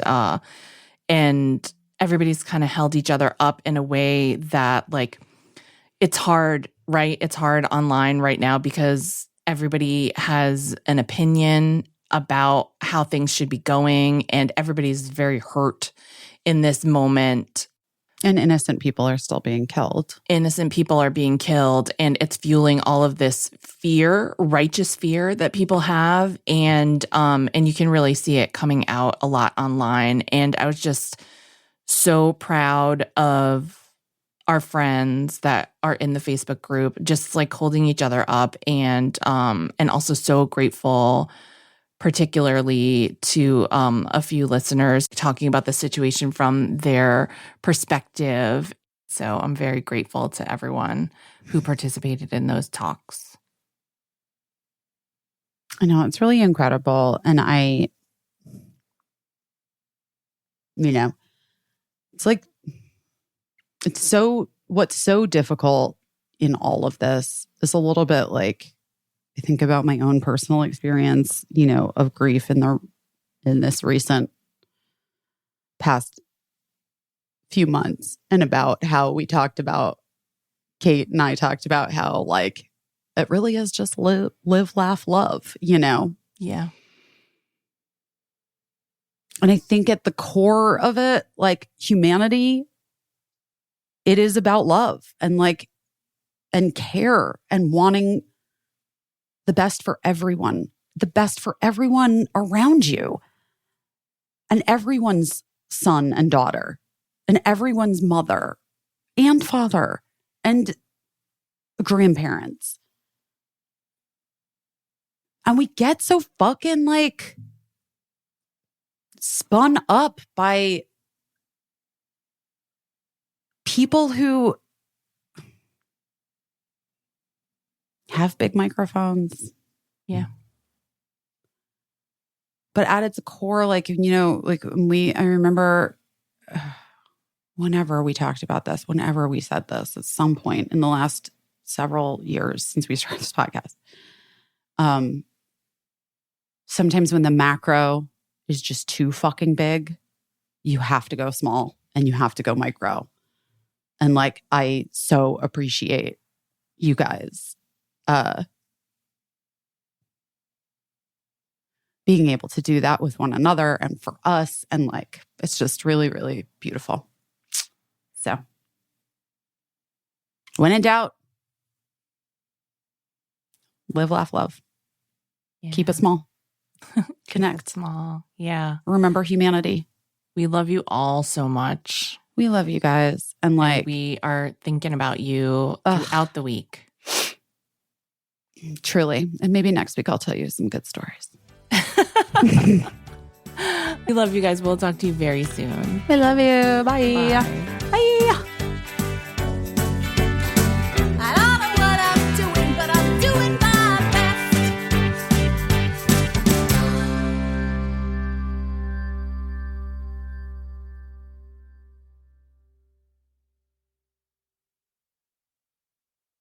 Oh no.